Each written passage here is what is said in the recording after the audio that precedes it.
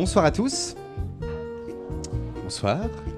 Merci beaucoup d'être venus aussi nombreux. On a dû refuser quelques personnes, on en est désolé, mais le lieu n'est pas extensible, donc vous êtes un peu défavorisés d'être là. Du coup, avant qu'on rentre dans le cœur de la soirée, je vais juste présenter très rapidement ce qu'est Aquarium, parce que visiblement, il y a beaucoup de personnes qui viennent pour la première fois.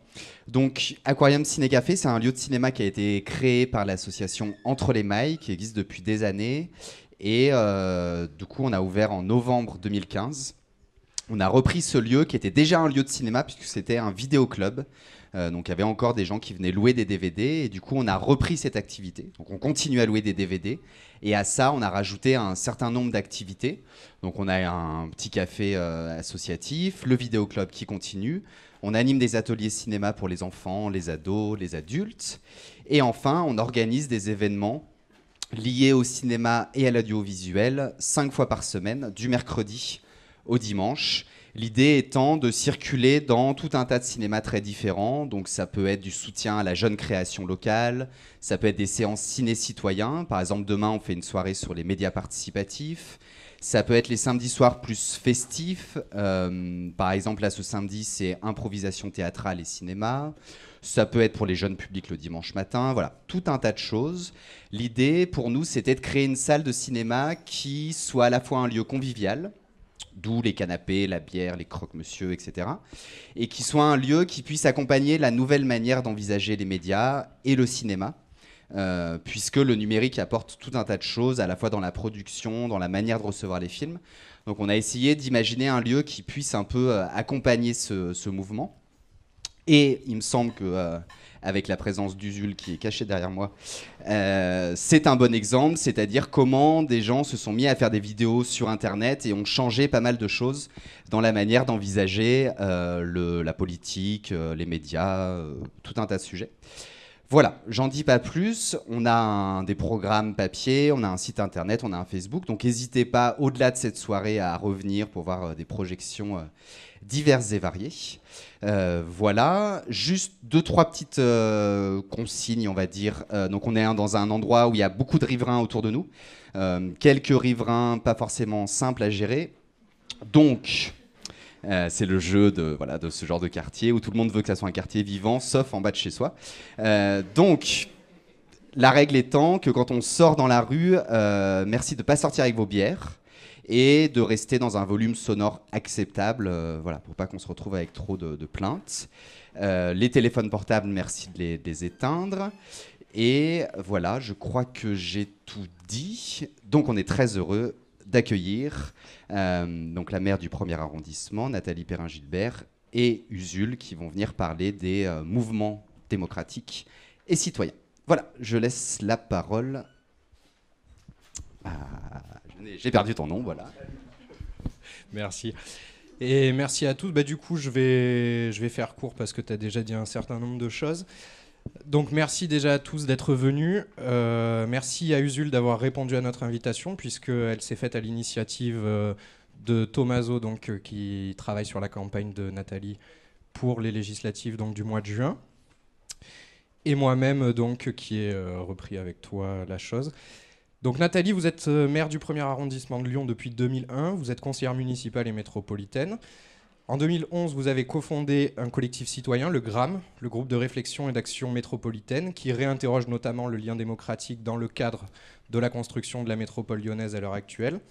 En 2014, vous êtes réélu sur une liste citoyenne et front de gauche, qui conduit donc à la tête du 1er arrondissement une équipe qui est composée à 80% de personnes qui n'ont jamais fait de politique avant, en tout cas institutionnellement parlant. Et aujourd'hui, donc, vous conduisez une campagne hors parti, une campagne citoyenne, dans le cadre des élections législatives qui auront lieu les 11 et 18 juin prochains dans la 2e circonscription du Rhône, qui regroupe donc l'intégralité des 1er et 4e arrondissements lyonnais, ainsi qu'une partie du 2e et du 9e arrondissement. Usul, je pense qu'ici tout le monde vous connaît, vous êtes un vidéaste engagé, politisé, vous avez fait vos armes au sein de la Ligue communiste révolutionnaire. En 2008, vous vous lancez sur Internet avec des vidéos de rétro gaming, qui vous conduiront à partir de 2011 à faire davantage l'exégèse des thèmes et des mécanismes mobilisés par l'industrie du jeu vidéo dans votre critique 3615 Usul.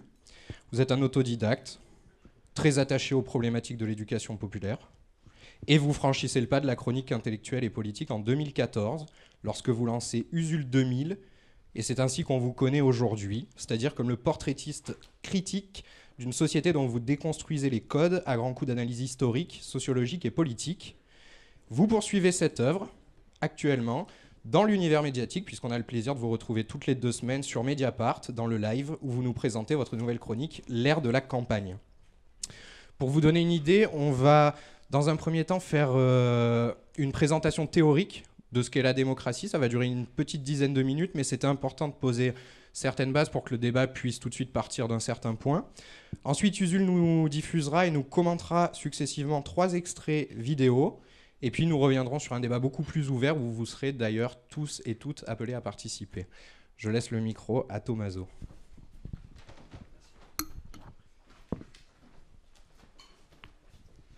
Donc bonjour à tous. Comme l'a dit Andy, je vais présenter un peu théoriquement le sujet, pas forcément pour vous bassiner, mais pour qu'on puisse effectivement entrer dans le vif juste après. Donc le sujet, c'est démocratie et mouvement citoyen. Et donc je me suis dit que ce serait utile quand même de revenir un peu sur la notion de démocratie. On nous dit que c'est un système de gouvernement par et pour le peuple, mais la définition de la démocratie reste quand même très difficile. Dans le champ intellectuel, on a surtout 2 approches. La première, normative, part de l'idée de démocratie en tant qu'idée pure de la raison dont il faudrait examiner les propriétés, c'est-à-dire une idée abstraite qui flotte au-dessus de nous, dont on essaiera de se rapprocher le plus près pour la définir. Donc penser la démocratie ex nihilo, c'est le pari de ce courant. La deuxième approche qu'on va plutôt suivre ici, elle consiste à dire que la démocratie, elle n'existe pas réellement, mais que les sociétés se réapproprient ces principes qu'ils définissent selon leur propre culture. Par exemple, les Grecs qui ont une démocratie qui tolère l'esclavage, les Romains ou les Anglo-Saxons avec ce lien étroit avec le marché, et tendent vers la réalisation de la démocratie dans le monde réel sans jamais y parvenir. La démocratie, c'est la lutte dans le temps long pour l'émancipation. L'émancipation qui est la réduction des liens de dépendance et la dilution, la distribution du pouvoir. En France, cette lutte historique a amené la Révolution, l'instauration du régime républicain. Et le système qui en a découlé au XIXe siècle, c'est le système qui est encore en vigueur aujourd'hui, celui de démocratie représentative. Et il fonctionne de la manière suivante. Il se déroule à l'échelle nationale, la nation étant le lieu de la souveraineté, et la souveraineté découle du peuple et de l'État. Afin de satisfaire la volonté générale, le système démocratique utilise des pôles de régulation. Alors je sais, c'est un mot un peu étrange, mais l'idée c'est que la base, c'est-à-dire le peuple, exprime des intérêts, des idées et des passions qui sont souvent contradictoires.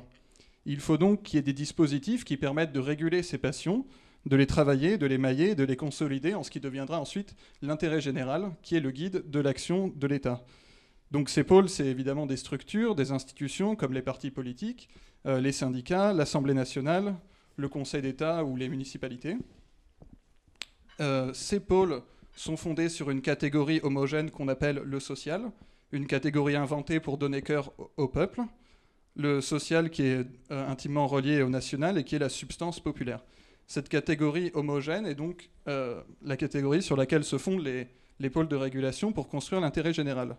Le problème, c'est qu'à partir du XXe siècle, sous l'influence de la société de consommation, du progrès technique, de l'individualisation et de l'éclatement des structures traditionnelles, comme la famille, la nation, la religion ou le métier, le social a éclaté. C'est plus une catégorie homogène, nos identités sont plurielles, on le vérifie chaque jour, nos rôles sociaux sont multiples selon les situations, et nous avons accès à plus d'informations grâce à Internet, les médias, etc. Donc il est devenu impossible pour ces pôles de régulation de fonctionner, donc la démocratie représentative est en faille. Ils ne peuvent plus formuler l'intérêt général, ils sont en crise. Il y a une autre tendance qui est également révélatrice et qui est vraiment au cœur des problématiques politiques d'aujourd'hui, c'est que ces pôles s'autonomisent, c'est-à-dire qu'ils renforcent leur position dans le système politique tout en gagnant en marge de manœuvre. Les pôles se constituent en ce que Bourdieu appelle des champs, des arènes dans lesquelles les acteurs luttent pour une place de pouvoir. C'est le cas des médias, des partis politiques, des institutions de la République. Et si bien que Philippe Mérieux dénonçait en 2010 les partis comme des machines à produire des carrières et ironisait sur la lutte des places. Cette autonomisation mène à des dérives peu souhaitables qu'on dénonce chaque jour sans pour autant qu'elles cessent. Privilèges, coups bas, lutte de pouvoir, corruption, décisions à huis clos. Et ils contredisent aujourd'hui, ces pôles, l'idée de démocratie. Le dernier point, c'est que le système représentatif fonctionne par la représentation, évidemment. Le représentant doit porter la voix des représentés. Il est le lieutenant, celui qui tient le lieu pour les citoyens qui l'ont désigné. Pourtant, il entre dans cette arène qui est devenue peu à peu autonome où se déroulent les luttes de pouvoir. Il entre dans le jeu politique et il s'affranchit des contraintes de la représentation. Et le jeu politique requiert des compétences très spécifiques, des codes sociaux, des manières de vivre et de parler, l'art de la persuasion. Donc la politique tombe dans la main des professionnels qui sont formés à ce métier via des filières. Et c'est ce que Max Weber dénonçait déjà en 1919 à propos du Parti ouvrier allemand, qui était composé à 80% de cadres et de professions libérales. Aujourd'hui, les méfaits de la professionnalisation de la politique sont retentissants et ils dégoûtent généralement les citoyens. Et de l'accaparement du commun par ce groupe de spécialistes naît la critique du système et la notion d'être anti-système. Et finalement un désintérêt total pour la chose publique à cause de ce problème. Donc il y a un triple enjeu qu'on va essayer d'aborder aujourd'hui, même si ça paraît un peu fumeux. D'abord, il faut repenser ces pôles de régulation, ce qui paraît compliqué, pour qu'ils correspondent à la réalité de nos sociétés et non plus à un modèle dans lequel il y avait un peuple uni sous la bannière de la nation. Et c'est la réflexion autour de la 6ème République. Quelles institutions permettraient aujourd'hui d'exprimer nos identités multiples, nos parcours complexes ? Le deuxième point, ce serait de trouver une façon d'empêcher les dérives de l'autonomisation de ces pôles. Donc par la transparence, pour savoir que font au juste ces pôles, les bonnes pratiques, l'éthique en politique ou la présence de la délibération plutôt que le huis clos. Et enfin, il faudrait restaurer l'authenticité du lien de représentation, qui est devenu un vrai problème. C'est comme si on donnait le pouvoir et qu'ensuite il disparaissait et il revenait 5 ans plus tard avec des grands sourires. Et dans ce cadre général, donc avec cette triple problématique, il y a une force politique qui émerge. C'est les mouvements citoyens. Ils s'organisent dans tous les pays du monde, aux États-Unis autour de Sanders, au Canada, en Espagne, on l'a vu avec Podemos, en Afrique du Sud avec Eddy Le Lion, en Italie, en France. Ils se placent au-dessus des partis et ils dénoncent les dérives de ce système. Ils préfèrent donc fonctionner par co-construction, c'est-à-dire échanger avec les citoyens, donner une grande importance au débat d'idées comme aujourd'hui, privilégier le dialogue à l'autorité et la délibération à la domination. Les mouvements citoyens naissent à la base, au plus proche des préoccupations et de l'expérimentation quotidienne de la démocratie locale et participative. Donc ils connaissent les enjeux et ils observent avec défiance ces niveaux lointains, le niveau national ou, pire selon certains, le niveau hors sol européen, qui détournerait donc la démocratie. Les mouvements citoyens ont une réelle portée universelle. En cela, c'est pas simplement des citoyens qui s'organisent, c'est un grand affrontement historique entre les Girondins et les Jacobins. Les Girondins considérant qu'il faut partir de la base et que chacun soit autonome localement, et les Jacobins qui préfèrent utiliser l'État pour imposer une politique à tout le monde sur le lieu de la nation, l'espace national. Donc ce cadre institutionnel agit aujourd'hui comme un carcan. Le système présidentiel verrouille l'accès au pouvoir. On le voit par exemple avec en ce moment les quêtes de parrainage, par exemple de la candidate citoyenne Charlotte Marchandise. Et les types de scrutins favorisent depuis 40 ans finalement les partis majoritaires hégémoniques qui entretiennent leur position de domination. Mais les mouvements citoyens sont malheureusement eux-mêmes une force politique au même titre que les autres. Donc ils sont voués à s'inscrire dans un système politique qui est déjà en place. Et ces mouvements sont appelés à se structurer forcément pour avoir le pouvoir. Donc la question qu'on va essayer de se poser aujourd'hui avec le gouvernement nous-mêmes, c'est comment garantir qu'ils ne dérivent pas eux aussi comme les partis. Pouvons-nous nous gouverner nous-mêmes sans pôle de régulation de nos intérêts et de nos passions, ou avec quel pôle nouveau, quelle nouvelle république ? Comment on peut finalement échapper à l'institutionnalisation ? Comment changer les institutions de l'intérieur ? Comment être l'insider ? Ce sont des questions brûlantes à un moment assez charnière dans l'histoire, comme on a rarement vu.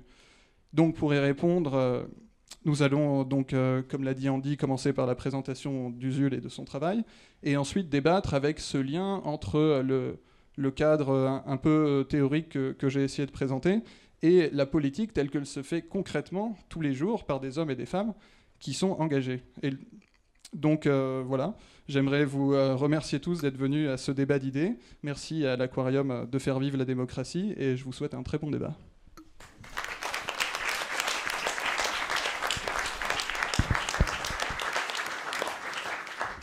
Je crois que c'est mon tour. Alors, c'était bien comme exposé parce qu'en fait t'as dit plein de trucs que moi je voulais caler en intro justement pour cadrer le débat.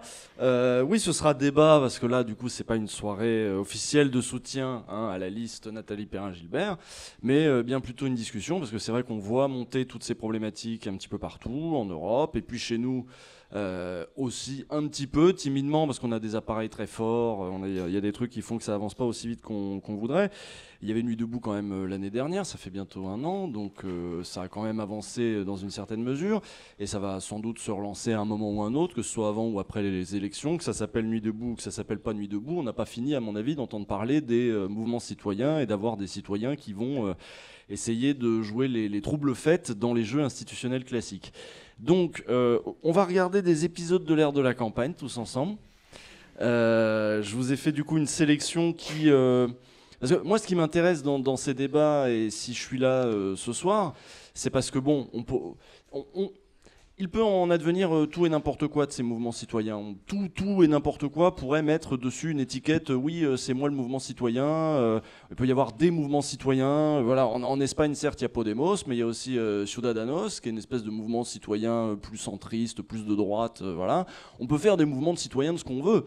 Ça règle pas la question que ce soit citoyen ou pas. Donc, et encore, quelle est cette question ? Bon, on va essayer de développer tout ça en partant de ces épisodes-là. Je vais parler un petit peu après chaque épisode pour vous expliquer ce que j'ai essayé de faire ou de dire là-dedans, ce qu'on peut en tirer. Et puis ensuite, on fera une discussion un petit peu plus ouverte avec vous, avec les questions que ça soulève. Et je propose du coup qu'on lance le premier épisode. C'est sur Macron. D'ailleurs, c'est sympa. Macron, si c'est pas le renouvellement, je sais pas ce que c'est. Hein. On en parle juste après, du coup.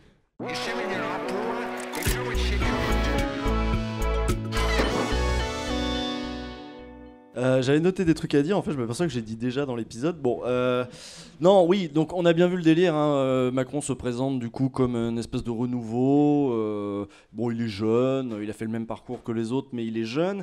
Et voilà, et surtout on a parlé tout à l'heure, tu as parlé de l'autonomisation du champ politique. Ça a agacé beaucoup de monde. Vous voyez ce que c'est qu'en gros la politique c'est devenu un petit monde avec ses petites habitudes, avec ses sales affaires, avec ses grosses casseroles, et avec aussi qui produit des individus qui se conforment aussi pour rentrer dans le moule et devenir des politiques aussi, être prêts à raconter ce qu'il faut pour construire leur propre carrière, puisque c'est un métier maintenant.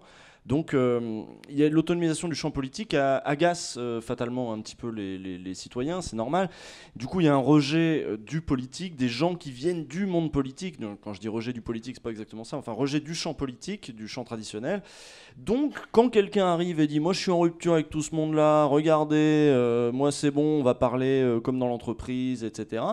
Il y a un certain nombre de gens dans la tête desquels on a installé quand même l'idée que l'entreprise, c'est le pragmatique, il faut de la croissance, il faut conquérir des marchés, etc. Quelqu'un qui arrive avec un vocabulaire de manager et qui, avec du haut de sa vision, prétend que du coup, il va tout régler et surtout, il va dégager, en gros, le politique et les petites manœuvres, les petites magouilles. Lui-même, il dit, regardez, je suis même pas au PS, hein, moi, je suis ni de droite ni de gauche, je suis pas... non, qu'est-ce qu'il dit ? Je suis... comment ? J'ai noté... Bon, il dit je ne suis pas socialiste, ça, oui, merci. Jospin avait dit mon projet n'est pas socialiste en 2002, il me semble, et ça lui avait pas tellement réussi. Donc voilà, on comprend qu'il y a des gens qui ont envie de rentrer dedans, qui disent on en a marre, après tout, des politiques. Lui, il a l'air un peu moins politique. Lui se vend en disant, quand on l'attaque, du coup, je ne sais pas si vous avez vu cette question, je ne sais plus qui lui posait cette question lors une de ses conférences de presse. C'était quelqu'un de chez Mediapart qui lui disait, mais cette image de banquier, machin. Mais lui, il disait, mais je suis très fier de cette image de banquier. Moi, j'ai travaillé, moi, je connais le réel, quoi, je connais le concret. Voilà, bon, quand on a installé dans la tête des gens l'idée que le réel, c'est le marché, bon, lui, s'engouffre dedans. C'est intéressant parce que bon, là on parle juste de son parcours à lui en tant qu'acteur, comment il se positionne dans le champ et tout, ça peut être intéressant. Ce qui est beaucoup plus inquiétant, c'est l'autonomisation d'un autre champ, qui est le champ en effet des capitaines d'industrie, des financiers, etc., qui eux sont en train de préparer la sécession depuis un certain temps.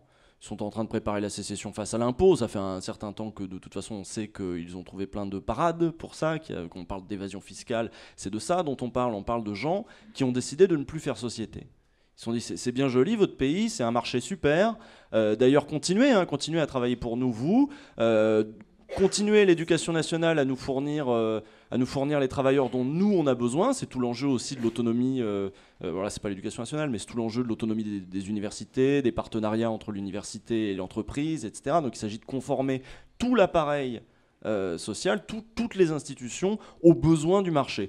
Donc on a beau être avoir fait tout ce qu'ils voulaient à peu près depuis des décennies, ça ne leur va toujours pas.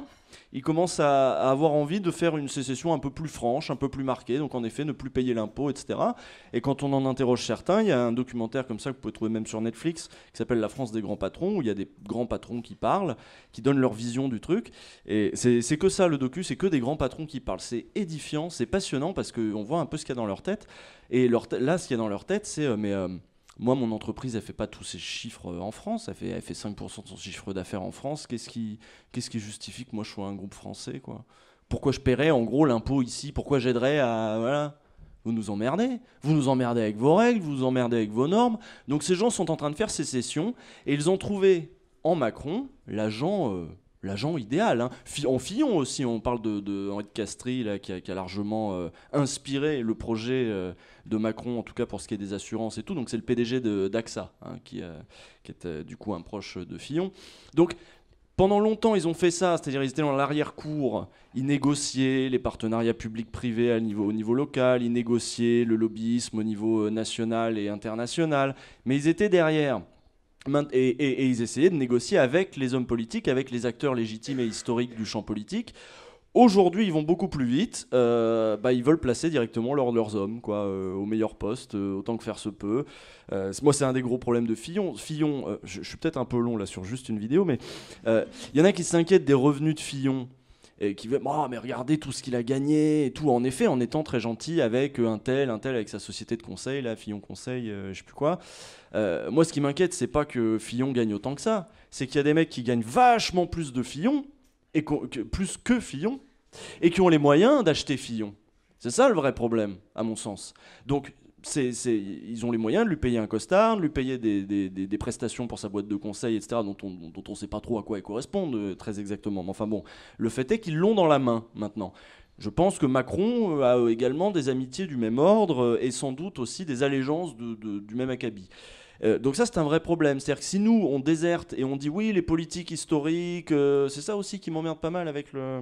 Enfin bref, je pense qu'on va passer à la suite, mais vous voyez l'idée. C'est-à-dire que si nous, on déserte le champ politique, si nous, on s'abstient, si nous, on fait plus rien, si nous, on propose pas nos propres candidatures et plein d'autres trucs comme ça, eux, ils sont au taquet pour se placer et pour placer leurs petits pions et leurs petits gars qui viendront passer exactement ce qu'eux ont envie. Et quand je dis eux, je parle en effet des grands capitaux, des capitaines d'industrie, etc. Et du capitalisme national et international. Et je pense qu'on va passer à la seconde vidéo. Le lien, ce serait qu'on va parler justement du rapport au capital. Est-ce que c'est pas finalement un truc un petit peu déterminant, notamment chez les écologistes ? Ça a été un point de clivage, je pense qu'on peut la balancer.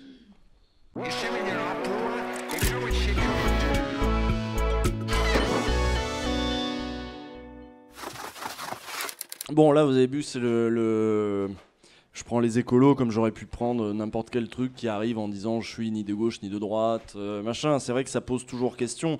La question, c'est en effet faire l'impasse sur la critique du mode de production.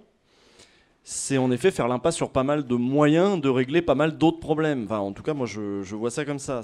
Et ça revient à exclure le champ économique de la discussion politique. C'est aussi bête que ça. Et exclure c'est un des trucs tout bête. C'est pour ça que moi, j'aime bien parler juste de démocratie tout bêtement. C'est-à-dire, c'est très bien de parler des modes de représentation. C'est pas très bien de parler des questions institutionnelles, de comment on est représenté, quelles élections, etc. Mais si ça s'arrête aux portes des entreprises, ça n'a aucun intérêt. Et c'est exactement ce dans quoi on est. Vous vous rendez bien compte qu'une entreprise, c'est féodal comme manière de fonctionner. On est en bas, on dit rien, on n'a rien à dire.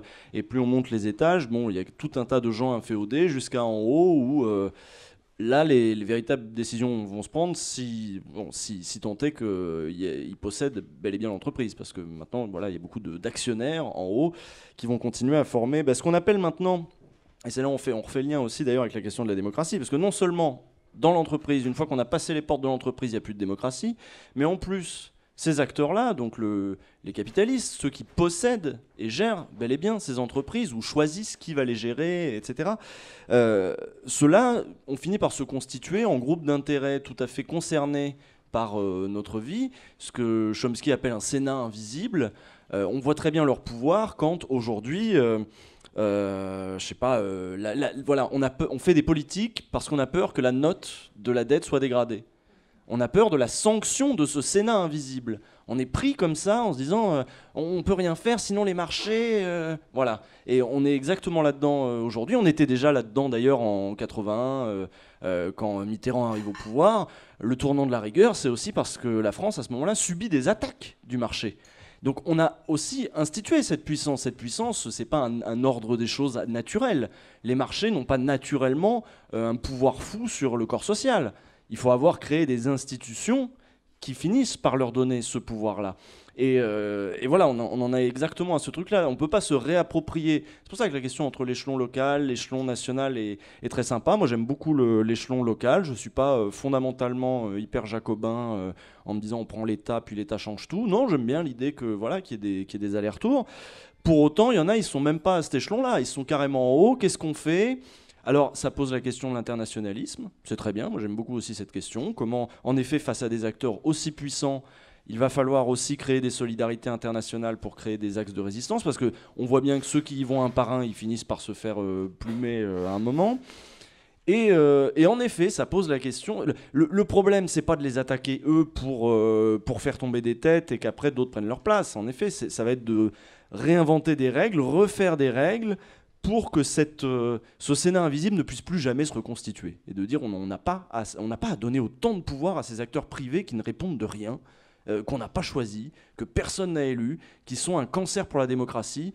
Et il va falloir trouver un moyen. Et ça suppose en effet s'attaquer au grand capital. Et pour ça, en effet, il y a une boîte à outils qui existe. En effet, moi je suis de gauche, donc évidemment il y a une littérature, il y a une tradition, il y a plein de trucs. Et tous ces mouvements citoyens, s'ils veulent la démocratie, il va falloir qu'ils piochent dans cette littérature. À un moment, je suis désolé, vous pouvez aller dans la littérature conservatrice, ils ne vont pas trouver grand-chose. Donc il va falloir en effet dire, fatalement, l'histoire ne nous laisse pas d'autre choix que d'être de gauche. Là, au moins en ce moment, je ne sais pas, le temps qu'on fasse tomber ceux qu'il faut faire tomber, qu'on arrive à faire tomber les institutions surtout qui les ont mis à cette place-là. Et donc il va falloir de renouveler la critique anticapitaliste pour... sinon on n'avancera pas, parce que, attendez, vous avez rigolé quand le mec dit oui, il y a la couche d'ozone, machin. Mais maintenant on le sait, mais à cette époque-là on le savait pas trop. C'est le moment où ça arrive, c'est le moment où on commence à prendre conscience de ces trucs-là. Et puis maintenant en effet on rigole parce que ça fait 30 ans qu'on le sait. On a beaucoup avancé, franchement. On a vraiment beaucoup avancé, surtout à l'échelle internationale. Enfin voilà, pour avancer sur ces questions-là, on s'est aussi heurté aux questions qui avaient trait au pouvoir du grand capital. Et je dirais même, c'est même pas le grand capital, c'est même les capitalismes nationaux. Parce qu'il y a un capitalisme français, il y a un capitalisme américain, et les deux n'ont pas forcément le même intérêt. Et surtout, s'il y en a un qui commence à baisser les armes pour des raisons idéologiques, pour des raisons écologiques par exemple, et ben c'est l'autre qui va gratter les parts de marché. Donc pour l'instant, personne n'a intérêt à le faire. Donc ça aussi, voilà, ça pose plein de questions. Et je propose qu'on passe à la troisième vidéo, comme ça on va vite, voilà. Et on va pouvoir discuter ensemble. La troisième vidéo, c'est sur... oui, tiens, d'ailleurs... c'est marrant parce que je m'en étais pas rendu compte, c'est en la revoyant maintenant que je disais oui, c'est marrant, Macron il utilise les mêmes mots que Robert Hue dans ma vidéo sur Robert Hue avant, donc ça c'est la vidéo sur Robert Hue qu'on va voir maintenant, et c'est marrant de voir du coup la trajectoire de Robert Hue, parce que moi quand j'ai dit ça dans la vidéo sur Macron en disant Macron utilise les mêmes mots que Robert Hue, je savais pas encore que quelques semaines plus tard Robert Hue allait se rallier à Macron, donc comme quoi, voilà, bref, on peut lancer du coup celle sur Robert Hue où vous allez retrouver du coup les mêmes mots que chez Macron, mais c'est une autre époque, c'est un autre moment. Et c'est encore une autre problématique.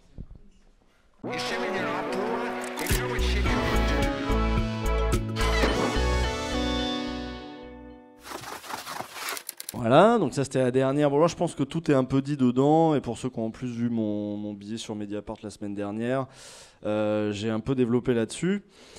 Donc voilà, après, j'ai pas une nostalgie prononcée du Parti communiste. Moi, je viens pas d'une famille de tradition communiste qui avait sa carte au PCF, etc. Par contre, il y a plein d'enseignements à tirer de la manière dont procédait le Parti communiste, y compris pour, comment dirais-je, y compris pour se rendre audible auprès de gens, et comment comment les gens pouvaient finir par trouver le Parti communiste utile dans leur vie. C'est-à-dire que le Parti communiste ne se contentait pas d'être là au moment des élections.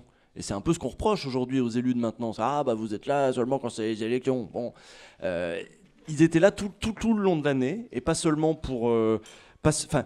ils faisaient des concerts, ils faisaient des événements culturels, ils faisaient des trucs qui s'occupaient de la jeunesse, ils faisaient des ateliers ceci, des machins cela. Et finalement, ils étaient là aussi dans tous les autres moments de la vie. Et donc, ils n'étaient pas uniquement focalisés sur le moment électoral et sur la question de qui va renouveler leur siège, etc. Mais ils étaient là pour accompagner proprement le corps social, culturellement et intellectuellement aussi, mais même quotidiennement. Et bah, là, ça pose aussi une question. Alors, là où évidemment c'est difficile et où on ne peut plus souhaiter un parti communiste aujourd'hui qui fasse ça, c'est que c'était un seul et même parti. Il y avait cette tradition du centralisme démocratique qui faisait que bon, c'était quand même un parti dans lequel il y avait une certaine discipline, il y avait un discours, etc. Donc on ne peut plus souhaiter ça, ça n'est plus possible. Aujourd'hui, ce serait peut-être bien davantage si on pouvait tisser des formes de solidarité entre le réseau associatif, et je sais qu'il y en a plein qui le font, à Grenoble c'est aussi comme ça qu'ils ont fait, des solidarités avec le réseau associatif et le réseau, on va dire, politique, pour que, en effet, les politiques ne soient plus coupés complètement des gens, qu'on les trouve un petit peu partout, qu'il puisse y avoir des allers-retours, et qu'ils ne soient pas là juste au moment des élections. Il y a plein de solutions, après on peut réfléchir à plein de trucs, mais c'est vrai que l'enjeu est grand, et du coup j'avais une dernière vidéo que vous avez peut-être pas vue parce qu'elle est sortie hier. C'est sur Chirac, et là c'est pour conclure en se détendant, parce que Chirac, voilà. Et voilà, là c'est pour clore un petit peu, puis après on va discuter.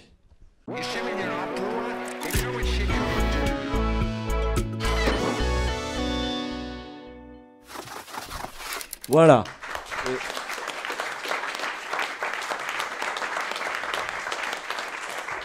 En tout cas, c'est un peu comme ça que je le vois, c'est-à-dire que ça y est, là, on est en train de sortir de l'enfance, on va rentrer dans l'adolescence. Alors, il y a plein de... Moi, j'aime bien regarder un peu l'histoire du temps long, l'histoire du taux de... Enfin, il y a plein de critères au niveau démographique qui vous montrent qu'on n'est plus du tout le même peuple, y compris qu'il y a 30 ans. Le taux d'études, etc. Enfin bon, bref. On n'est plus le même peuple. Maintenant, qu'est-ce qu'on fait ? En effet, on en a marre de cela, ça marche plus... c'est ce qu'on va se poser comme question ce soir, en effet. Donc, je sais pas comment je fais avec le micro. Qu'est-ce qui se passe ? Merci d'être venu, en tout cas, c'est sympa.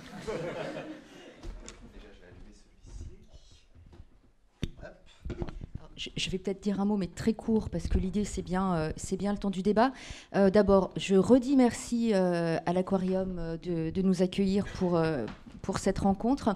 Je voulais redire merci également aux équipes qui m'accompagnent et qui ont préparé cette soirée. Et évidemment, merci à Usul.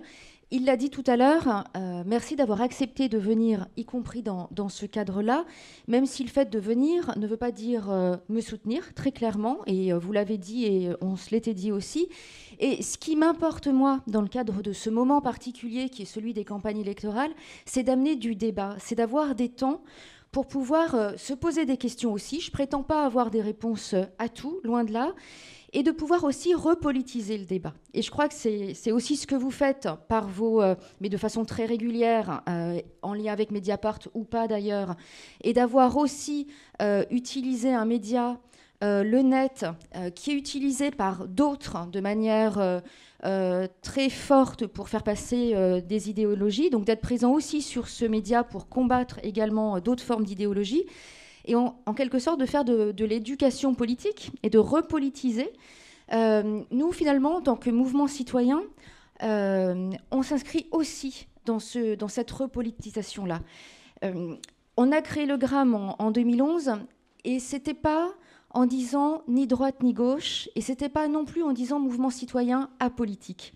On était vraiment et on est vraiment sur l'idée de de défendre le politique, alors pas la politique et la pratique politique, mais le politique et son importance sociale, et essayer d'inventer ou de contribuer à inventer d'autres manières de faire du politique et de recrédibiliser, parce que ça nous semble un enjeu majeur, le politique.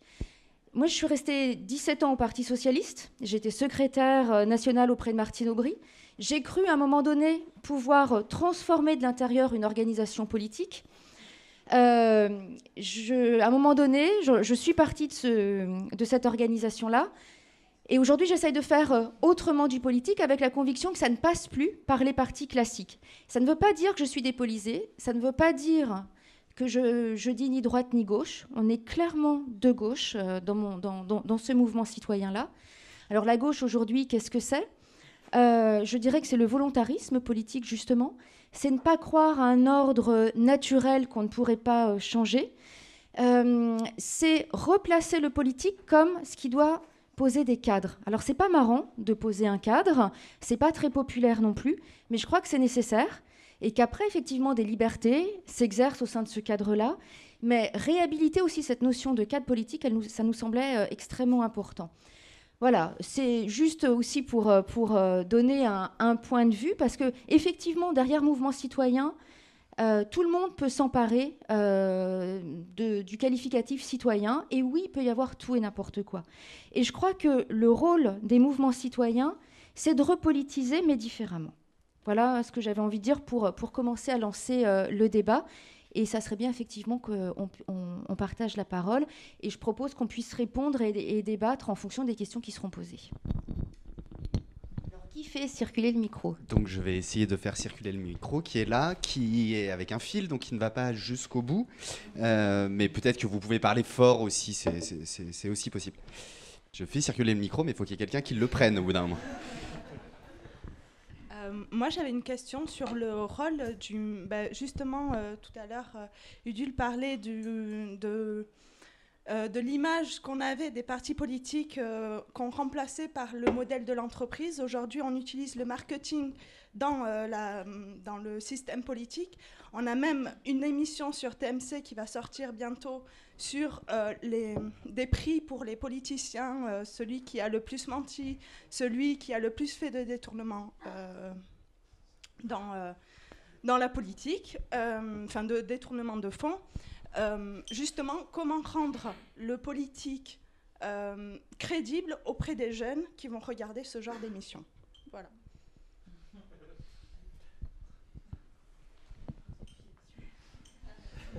Je vais laisser répondre la politique. Alors justement, c'est intéressant votre boutade ou votre réponse. J'essaye en tout cas de ne pas me qualifier de femme politique. Je crois que, et c'est aussi ce que vous disiez tout à l'heure, Usul, par rapport aux partis qui sont au service de carrière d'élus. Je préfère me définir comme une femme engagée, et j'ai choisi le champ politique pour mon engagement, mais effectivement, ça pourrait être le champ associatif, ça pourrait être d'autres formes d'engagement que le politique. C'est une forme d'engagement, mais il y en a d'autres. Et elles sont toutes aussi valables. Je ne mets pas le politique au-dessus d'autres formes d'engagement. Alors, on a trop parlé, les politiques. On a trop utilisé des mots comme exemplarité, y compris sur la dernière campagne, où on a parlé de candidats normal, je crois, l'exemplarité. Enfin, c'est des mots qui ont été utilisés et qui ont ensuite été abîmés. Qui ont du coup abîmé aussi la fonction politique. Et oui, vous avez raison, les électeurs, les citoyens, et en particulier les jeunes, n'y croient plus. Donc c'est un peu un défi aujourd'hui encore de dire qu'on fait de la politique. C'est pas très, parfois, c'est pas très glorieux de dire oui, je fais de la politique. Donc c'est pour ça que je préfère dire je suis engagée. Je crois que ça... Enfin, comment dire, une crédibilité, elle se fonde sur l'expérience que les citoyens peuvent avoir de leur élu. Tout à l'heure, on voyait quelqu'un dans la voiture qui était du PCF, qui disait qu'il était maire. On voyait quelqu'un qui était dans la proximité. Moi, si j'ose aujourd'hui me présenter à des élections législatives, c'est parce que je m'appuie sur une pratique que j'ai eue en tant que maire d'arrondissement, où alors j'ai certainement des insuffisances, commis des erreurs, etc. Mais je crois que ce qu'on peut me reconnaître, c'est une forme de sincérité, généralement, et de proximité. Que globalement, il y a encore un contrat de confiance entre la maire que je suis, la maire d'arrondissement que je suis, et les habitants du premier arrondissement. D'ailleurs, j'ai été réélue en 2014 sans parti véritable derrière moi. Plutôt des organisations citoyennes ou même le Front de gauche avec des gens non encartés aussi au sein du Front de gauche. Et j'essaye de m'appuyer sur cette pratique locale pour essayer de la porter à un niveau national, au niveau de l'Assemblée.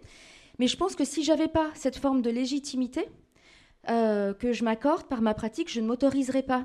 Je pense qu'il y a une confiance aujourd'hui qui me permet de mener campagne et qui me permet de me présenter à un suffrage pour l'Assemblée nationale. Mais je crois qu'il faut d'abord faire ses preuves sur le terrain, localement. Et c'est pour ça que je pense vraiment que la démocratie, elle doit se réinventer sur le territoire, elle doit se réinventer localement, par la pratique, au quotidien, pour ensuite essayer de la modéliser un petit peu à d'autres niveaux. Mais si la confiance n'est pas là au départ, effectivement, aujourd'hui, c'est quasiment impossible. On est dans le blabla, on est dans le discours, et il y a d'abord une défiance vis-à-vis du politique. Donc je crois qu'il faut renouer cette confiance-là sur les territoires. C'est pour ça qu'on dit, par exemple, au GRAM, qu'on essaye de réinventer de nouvelles formes d'engagement sur les territoires, sur le local. C'est en ça que je crois, dans ce lien entre local et national. Oui, et puis il faut aussi que ça tourne. De toute façon, maintenant, l'arsenal à mettre en place pour avoir une classe politique, non plus une classe politique, mais avoir des gens qui finalement fassent des allers-retours, non pas au nom de... Il faut voir un peu l'entreprise avant de devenir politique. Ça, c'est un discours qu'on a beaucoup entendu. Sont très valorisés les politiques qui viendraient de l'entreprise. Genre, c'est génial. Non, il va falloir faire d'autres allers-retours. Puis il y en a certains, il va falloir mettre des gros stops et dire non, c'est bon, t'as fait assez de mandats, t'es gentil, il y a du monde derrière, il y a des jeunes, le corps social ça vit, ça bouge, on a aussi un problème de génération, mais que je vois aussi, moi qui évolue un peu dans le milieu du journalisme, que je voyais beaucoup moins, parce que moi je venais du milieu du jeu vidéo, et du coup c'était très jeune en fait, c'était des trentenaires, des quarantenaires à tout péter qui tenaient le truc, il y en avait un qui avait les cheveux blancs, c'était forcément le patron, mais c'est point barre. Et il était tout seul. Là, en effet, dans le milieu du journalisme et tout, bon, je vois des rédactions, pas seulement Mediapart, mais d'autres trucs. En effet, il y a la question du renouvellement générationnel qui se pose aussi. Ça va, Mediapart, il y a pas mal de jeunes, mais il y a des rédactions aussi où, en gros, les vieux ont les postes à pouvoir, et les vieux, ils ont été formés, mais il y a longtemps, quoi. Et à quoi ils ont été formés, et quel moment historique ils ont vécu, et dans quelle mesure ça s'est pas sédimenté un petit peu dans leur imaginaire. C'est ça aussi, on sait tous qu'on change beaucoup entre... Enfin, il y a un âge auquel on change beaucoup moins, quoi, et beaucoup moins facilement. Donc, c'est pas pour faire du jeunisme, mais ça compte. Ça compte aussi d'avoir des règles qui font qu'on laisse la porte ouverte aussi à la génération d'après. Et je dis pas ça parce que je brigue quelques responsabilités que ce soit, loin de là. Et puis, la question de l'homogénéisation des parcours aussi dans la politique, qui, là, en effet, fait des dégâts considérables, parce qu'en effet... quand on sort, je sais pas, qu'on a fait des grandes écoles et qu'après on se pose la question de bon, je vais où, je vais à gauche, je vais à droite, mais concrètement on a été formé pareil. La question de la formation elle est importante. Je veux dire, je sais pas si vous voyez qui est Raymond Barre. Si vous voyez à quel moment il arrive, à la fin du mandat de Giscard, voilà, c'est la crise, il fait l'austérité, le chômage explose, machin, et c'est le même qui a enseigné l'économie à des mecs comme François Hollande, ou je sais pas quoi. Donc bon, la question de la formation elle se pose aussi, et c'est ce qui fait qu'après aussi il y a une homogénéité des solutions qui sont proposées par ces gens-là, parce qu'ils ont été formés dans des institutions qui leur donnaient des solutions un peu clés en main. J'ai vu aujourd'hui même ce matin alors, je ne sais plus si c'était un rapport ou juste une lettre ou une tribune de maires, villes et banlieues, je ne sais pas si... oui, qui disait, en gros, qui râlait, c'était des maires qui râlaient et qui disaient on ne s'occupe pas des territoires, etc. Et ils disaient, nous on veut, notamment pour les banlieues, on veut des zones franches urbaines. C'est-à-dire des endroits où on baisse les charges pour les patrons, pour qu'ils viennent s'installer. On veut plus de formation professionnelle. C'est-à-dire c'est quand on sort les gens du général pour aller les mettre directement, pour les former, pour que direct ils puissent aller, j'imagine, employer dans les zones franches urbaines. Donc on voit que même avec toute la bonne volonté du monde à vouloir faire vivre son truc, quand on a été standardisé dans un certain schéma de ouais, les solutions c'est ça, le marché machin va nous sauver, machin, faut des zones franches, suffit de baisser l'impôt, ça va augmenter l'emploi. Là, c'est une chanson ce truc, on l'entend tous les jours, c'est un tube, hein. On baisse les charges, ça monte l'emploi, on baisse les contraintes, ça monte l'emploi. C'est génial, on fait ça depuis très longtemps, ça marche pas trop. Mais on continue et même des gens de très bonne volonté en viennent à réclamer de pouvoir le faire. Donc bon, ça pose plein de questions, mais je crois que je me suis complètement éloigné de la question du lien de confiance, comment on rétablit le lien de confiance. Bon voilà, je veux dire, il y a toute une série d'appareils, il y a toute une série de mesures qui de toute façon maintenant flottent dans l'air, hein, on le sait, la révocabilité, le truc, qui ont été mis en place, y compris dans d'autres pays, dans d'autres endroits, parfois dans des États, aux États-Unis, etc. On les connaît, si vous voulez, les solutions. Maintenant, il faut arriver à les mettre en place, quoi. Et juste pour rebondir, la vraie question, elle tourne quand même autour de la carrière. C'est-à-dire qu'à aucun moment, l'engagement politique devrait être vu comme une carrière.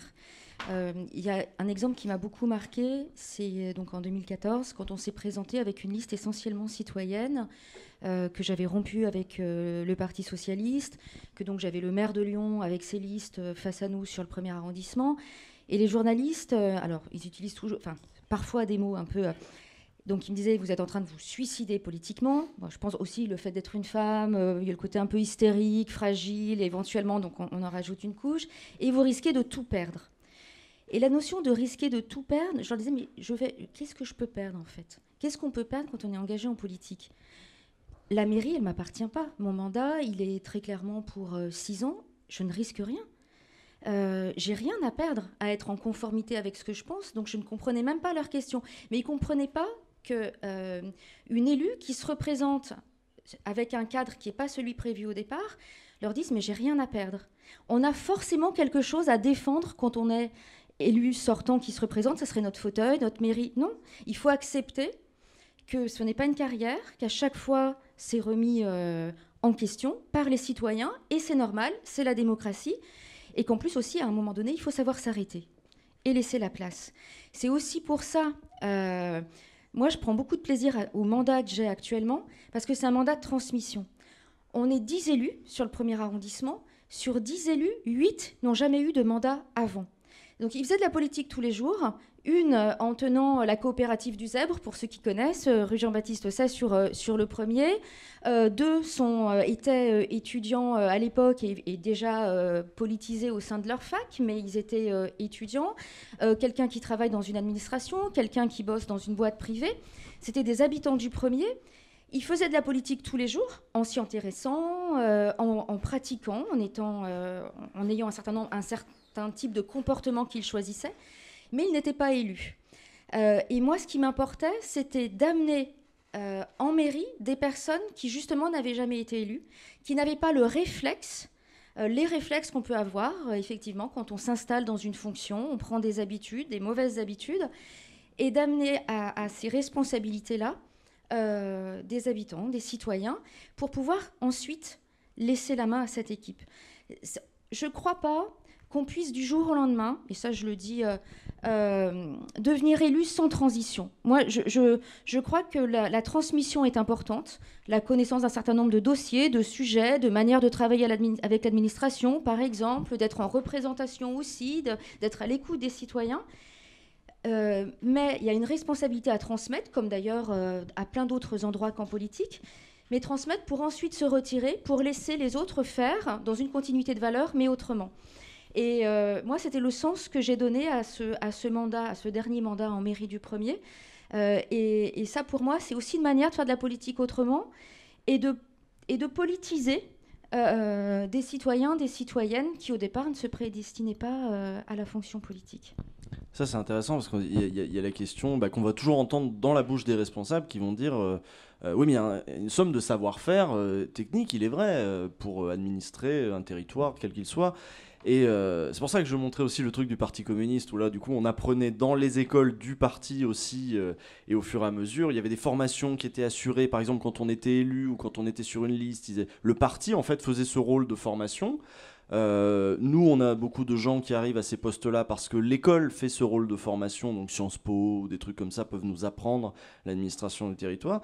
Comment on fait maintenant, en sachant que les mouvements citoyens, pour l'instant, n'ont pas encore ces écoles propres de formation. Donc ça aussi, la question de la formation, elle est centrale. En effet, la démocratie, ça s'apprend. Pas seulement comment gérer techniquement, quel papier remplir, formulaire A, machin, mais aussi même le sens de ce qu'on fait, de notre action. Ça mérite d'être réfléchi, ça mérite du temps. La démocratie, ça prend du temps. Et en effet, ça peut pas être n'importe qui, dans la mesure où, et c'est pour l'instant, c'est là le problème aussi dans les mouvements citoyens, c'est que s'y investissent des gens qui ont les moyens matériels, le temps, etc., de pouvoir faire cette transition pour ensuite être en mesure de briguer des postes, machin, tout ça, quoi. Donc ça aussi, ça pose plein de nouvelles questions. Est-ce que ça devrait être dans le bagage de tout citoyen que d'être, prêt à devenir un élu si demain on l'appelle ? On pourrait imaginer une société comme ça. De toute façon, on peut tout imaginer maintenant, on n'a pas le choix, il va falloir qu'on fasse ça. Donc on pourrait imaginer ça pourrait être sympa aussi. L'école, ça demanderait d'ailleurs, l'école jusqu'à 18 ans, obligatoire, voilà. Et puis beaucoup plus de bourses, et puis beaucoup plus de machin. On est déjà en train de faire beaucoup plus d'études qu'avant. On peut imaginer faire une année ou deux, plutôt que de repartir au service militaire. Pourquoi pas ce genre de service, apprendre et former les gens à être impliqués dans la vie collective et sociale de leur territoire, de leur quartier ou même du pays. Ça serait peut-être aussi intéressant. Ça va coûter cher, hein, oui. Mais bon, quand on aura plumé les capitalistes, il y a des budgets qui vont se dégager. Il y aura une marge de manœuvre. On peut imaginer ça. Alors vis-à-vis des mouvements citoyens, donc beaucoup partagent un peu le constat que Nuit debout a été un échec. Alors je suis pas vraiment d'accord personnellement, ne serait-ce que pour avoir libéré une parole assez radicale, disons, de critique de la société et un projet, enfin pas vraiment de projet, mais d'ailleurs c'est pas le bon terme, on va éviter ce terme, mais du moins avoir libéré une parole très critique et radicale sur la société capitaliste. Mais j'aurais aimé savoir votre point de vue sur les limites, les tenants, les aboutissants du phénomène en tant que mouvement citoyen, les limites dans lesquelles il s'est confronté, parce que ça a un peu dégonflé là, ces derniers temps. Et puis aussi vis-à-vis de Podemos en Espagne, donc, qui est l'émanation du mouvement 15M, donc une forme d'institutionnalisation qui a pris un tournant un peu électoraliste, d'après pas mal de gens. Est-ce que c'est pas une impasse un peu, surtout vu les élections où il y a eu des résultats assez mitigés ? Merci. En effet, le truc récent, l'actualité là, de Podemos, c'est que c'est la ligne Iglesias là, qui a gagné, donc la ligne un peu plus radicale que l'autre d'ailleurs. Et non, Podemos maintenant c'est bon, ils ont des mairies. Alors c'est bon, non, ça ne fait que les difficultés ne font que commencer. Donc vous voyez un peu l'histoire, hein, occupation de place pendant des mois, puis à un moment il y a quelques malins qui se disent on va faire un parti, en fait tout ça un peu citoyen, Podemos, et avec beaucoup de liens avec les luttes locales justement, ce qui fait qu'ils ont siphonné un certain nombre d'acteurs locaux qui pour l'instant étaient mobilisés dans des associations sur des questions de logement, sur des questions d'accès aux droits, sur des questions de solidarité, etc. Et pour les mettre dans l'appareil Podemos. Et puis ensuite ils ont pris des mairies avec ça et c'est quand même considérable. Je crois qu'il y a Barcelone, je crois que c'est des grosses villes en plus, hein. Voilà, c'est pas des ghettos. Madrid aussi, ils ont pas pris des petits bleds pourris dans le Cantal, quoi. C'est vraiment et je sais pas pourquoi le Cantal, mais c'est pas le truc autogéré en Ardèche, quoi. Ils ont pris des grosses villes. Et il se pose de nouvelles questions, parce qu'évidemment, quand il y a un mouvement comme ça qui arrive, qui se revendique un petit peu l'héritier de ces mouvements, comme si on avait le parti de Nuit debout qui arrivait au pouvoir et qui prenait la mairie de Paris, on attendrait que les choses bougent vite, quoi. Et il y a des lourdeurs, fatalement il y a des lourdeurs. Il y a des lourdeurs parce que ils se retrouvent avec des décisions que les mairies d'avant avaient prises et qui continuent, des partenariats qui peuvent pas stopper comme ça parce que le contrat, parce que machin. Les mairies d'avant, elles avaient fait des prêts à la banque, il faut continuer à les rembourser, etc. Donc elles ont plein de contraintes, elles essaient de faire ce qu'elles peuvent, elles essaient de voir ce qui est bon, ce qui est pas bon. Et puis en face, il y en a qui n'ont pas quitté les associations et qui sont toujours dans les associations d'accès aux droits, de droit au logement, etc. et qui commencent à gueuler. Et je trouve que c'est dans ce dialogue-là que les choses vont être intéressantes, parce que déléguer tout son pouvoir à Podemos en disant je vote Podemos, j'ai voté citoyen, c'est bon. Non, c'est bon, c'est plus... C'est citoyen à un moment, là c'est bon, c'est un parti, il est aux commandes et il est surtout dans l'appareil, il est dans l'institution avec toutes les contraintes que ça suppose. Et là, pour faire bouger cette grosse machine-là, finalement, c'est pas la fin des mouvements sociaux. Parce que ça vient des mouvements sociaux, mais là, si c'est la fin des mouvements sociaux, même eux, ils sont piégés, ils peuvent plus rien faire. Donc c'est l'aller-retour permanent entre mouvements sociaux, tissus associatifs et partis politiques, et positions de gouvernance, qui vont éventuellement faire avancer les choses. Mais en effet, il faut qu'il y ait des... Mais c'est ça la démocratie, il va falloir qu'il y ait des contradictions, il va falloir que les uns poussent sur les autres, soient critiques, poussent au cul, pendant que les autres essaient de faire comprendre, je sais pas, c'est pas possible, mais si, essaye quand même, et que ça se fight, et que si c'est pas possible, les mouvements sociaux reprennent, et que, voilà, c'est ça la démocratie, c'est le conflit, donc il va falloir organiser le conflit, on peut plus juste voter et se dire c'est bon, ça va le faire, c'est un mouvement citoyen, ouais. Et on attend. Alors, je suis complètement d'accord, ça me rappelle, alors, vraiment toute proportion gardée. Ce qui s'était passé sur le premier a eu un maire écolo, donc Gilles Luna, en 95. Non, je dis une bêtise ici, en 95. Et la manière dont la liste avait été constituée, j'en faisais partie à l'époque, elle a beaucoup pioché dans le mouvement associatif du premier arrondissement. Peut-être qu'il y a des plus anciens, là il y a beaucoup de jeunes, mais il y a peut-être des plus anciens qui se rappellent aussi de ce moment-là. Et du coup, les responsables associatifs de l'époque se sont retrouvés élus en mairie du premier, et il n'y avait plus le tissu social. En tout cas, le tissu social associatif avait été un petit peu, je vais le dire comme ça, décapité, puisque les têtes de ce mouvement social s'est retrouvées en mairie d'arrondissement. Et finalement... il y a eu, on a perdu en échange, en contrôle du mouvement citoyen associatif très fort sur les pentes de la Croix-Rousse. Et peut-être à un moment donné, la mairie, on s'est y compris un peu assagie, un peu endormie à cette période-là. Et je crois vraiment important de veiller à garder un mouvement associatif fort pour toujours être dans la confrontation, dans la contestation, dans le fait de pousser les élus, d'une part, à tenir leurs promesses, à ne pas oublier d'où ils sont partis, d'où ils viennent. Et je crois qu'on a toujours besoin de ce mouvement social, de ce mouvement associatif, pour être dans ce dialogue-là, une confrontation même, et une confrontation qui amène finalement à du positif. Je crois qu'il ne faut pas voir la confrontation comme forcément du combat, des choses de destruction. Non, il y en a besoin vraiment de cette confrontation. Et il y a un piège que je vois très fortement, et notamment à Lyon, mais aussi à la métropole, c'est la manière dont on a transformé le mouvement associatif et les associations en prestataires de services. C'est-à-dire que les pouvoirs politiques, les politiques publiques s'appuient aujourd'hui sur le mouvement associatif, du coup subventionnent, du coup financent des programmes, des actions, etc. Et le mouvement associatif se retrouve sous la coupe du politique qui a le pouvoir de subventionner. Derrière, il y a des emplois. Et derrière, du coup, il y a des présidents d'assaut, des directeurs d'assaut qui ont perdu une part de liberté, qu'ils ne peuvent plus contester le pouvoir local en place parce qu'ils en sont dépendants. Et je crois qu'à un moment donné, il va falloir vraiment redéconstruire cette dépendance, du coup économique, du mouvement associatif vis-à-vis du politique, parce que c'est quelque chose qui... nous entraîne à des dérives qu'on connaît aussi à Lyon, hein, pour le dire très, très franchement, très clairement. Donc cette confrontation-là et cette indépendance-là, elle est vraiment nécessaire. Tout contre-pouvoir. Les médias, c'est pareil. Les médias qui vivent de capitaux industriels, de publicité aussi, peuvent être en difficulté en fonction de certains articles, de certains points de vue. Le secteur culturel aussi, et sous des formes de dépendance, des salles qui vivent avec des subventions ne s'autorisent pas un certain nombre de choses. Il y a évidemment la question des lanceurs d'alerte aussi.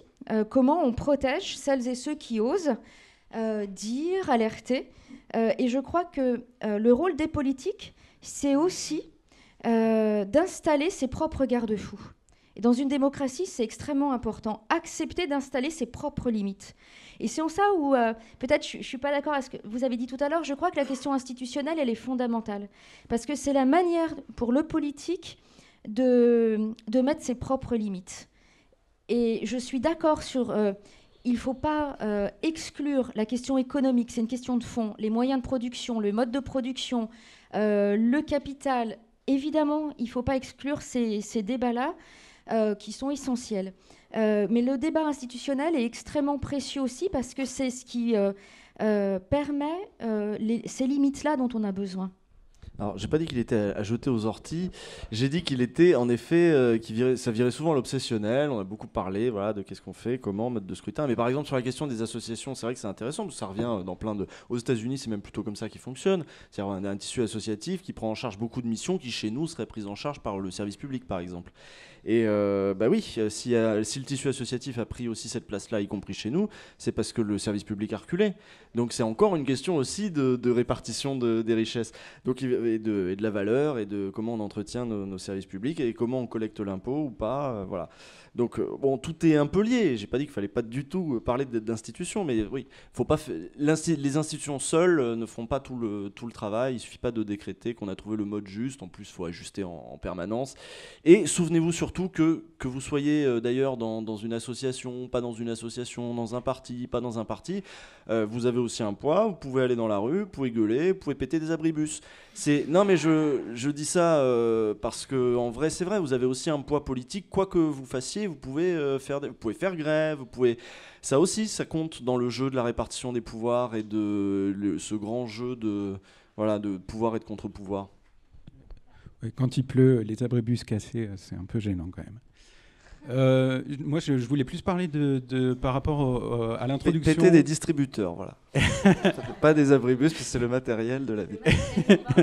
Matériel urbain. Oui, il faut choisir ses cibles, c'est important. Je voulais plus parler un peu, en introduction a été évoqué le concept de 6ème République, on en parle pas mal en ce moment, notamment éventuellement pour donner plus de poids à des mouvements citoyens qui, c'est vrai aujourd'hui, on a parlé tout à l'heure de Nuit debout, moi j'y ai pas participé, donc je peux pas tellement m'en faire le porte-parole, mais j'ai effectivement l'impression que ça s'est un peu essoufflé d'une façon ou d'une autre. Et moi, en fait, je me posais plus la question de, très concrètement, aujourd'hui, on est en 5ème République, avec les institutions de la 5ème République, comment on passe en 6ème République sans péter des abribus, ou en cassant des abribus, je ne sais pas. Mais la question se pose parce que aujourd'hui, on sait qu'il y a au moins un candidat qui propose de passer à la 6ème République. Moi, je ne veux pas vous mentir, moi, je vais voter pour Jean-Luc Mélenchon aux prochaines élections. Mais je suis pas. Enfin voilà, ça fait 2 mois. Je suis pas. C'est récent. Mais toujours est-il que moi-même, en donnant ma voix à Jean-Luc Mélenchon, je me dis et concrètement, comment il va faire quand il va y avoir les législatives? Parce que derrière lui, il n'a pas vraiment d'appareil. Alors il a vaguement le parti de gauche, vaguement les communistes qui déjà ont piétiné à gogo pour lui filer ses parrainages. Alors on se doute qu'ils le soutiennent vachement, quoi. Et du coup, quand vont se présenter les législatives, quelqu'un qui vient comme ça, justement, sans appareil, sans le PS derrière lui, encore que même si c'était Hamon, aujourd'hui, le PS qui le soutient, enfin voilà, on ne sait pas très bien qui y reste. Et du coup, voilà, je voulais vous poser la question un peu comment, en passant avec les institutions de la 5ème République, comment on peut arriver, enfin, est-ce que ces institutions-là bloquent pas complètement justement le fait de non, on est en 5ème République et il faut absolument qu'on y reste, quoi.